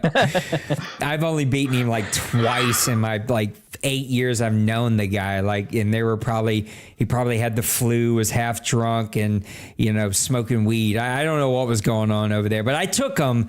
But it makes you sweat. Now, he makes you sweat through it a little bit. So it was good to have him on the show. I'm sure those 49ers are going to be right back again, causing us all a whole lot of havoc and a whole lot of heck. So we are at the end of the show. Maniac, why don't you put a little bow on this thing? Tie this thing up as we get off and go do our training camps until midnight. Yeah, man, it was a great show, and I thought it was a lot of fun. We saw a lot of guys have a pretty decent draft. I think there's a lot of guys that really improved a lot. I think, again, like with the excitement this brings, it's the new thing for the new season, and everybody has a little bit of hope. Even though you may not have a whole lot of hope, you got a little bit of hope of things will be improved from the previous season. Now, we all know there's a few times after week 3, it's gone by 3 and 4, 1. all those new hopes are dashed. It's over by week 1 for some of us. But as of now, there's hope. So everybody, cling on to the hope, have fun. Because if I can make it back to a bowl game, and it's been 5 Maddens ago, which I don't know how many seasons that would be spaced in between 15? that. So yeah, at least. So anybody can get back to it. So I've really enjoyed my season, had fun playing Dwayne, and I'm looking forward to competing again. Hopefully I can get back there, but if not, hey, at least I got back there and had fun doing it, and going to continue to have fun in such a great league. And Nate, thanks for all you do, all the stuff that you go through to put all the stuff together, the graphics, and then all the different things, the shows that you put on. I know it just don't happen by chance. It takes time and effort, and I appreciate you and your dedication to making all that you do for the league and for the guys that are here that enjoy the things that you're putting together. So I'm just glad to be a part of it. Thanks, buddy. I appreciate that. Appreciate good to see Trey. I miss him around. We had our moments, Trey, but I feel like we always work through our moments, and it's just not quite the same without Trey's voice and chatting. So anytime you pop in, I see it, and even if I don't say anything, I do appreciate seeing you around. You're always one of our most active people. You always have an open ticket to join us on Monday nights anytime you're free and you feel like you want to pop in. It's been great. Thank you, Maniac. These things are a whole lot more boring when it's just me sitting here, and so I see you guys for jumping in and helping me. Thanks for all the owners. I had a lot of interviews tonight. That was a ton of fun. The chat was full. It was good. It was a good night. And I feel like we got through the draft pretty quick. It's only been an hour or 3.5 hours, and that's with a 30-minute pre-show. So we got through the whole draft in 2.5-ish hours, 2 hours and 40 minutes. It's not too bad. We did a pretty good job. So not bad at all. Well, guys, take care of yourselves. Know that you matter to me. Take care of those around you. I love you. Thank you for hanging out. The schedules are posted. We're here to do training camp for the rest of the night. I'm tired of talking, and I've had to pee for like the last hour and a half. And as a 45-year-old man with a bladder, it feels like it's going to fall out of me. I can't be doing this. So I'm going to pee. Then I'm going to be in here doing some training camp. Take care of yourselves, guys. We'll see you. I don't know when we'll see you. I guess we'll see you Saturday. I don't know. Something like that. Till then, take care of yourselves. We'll see you. Peace. Doses.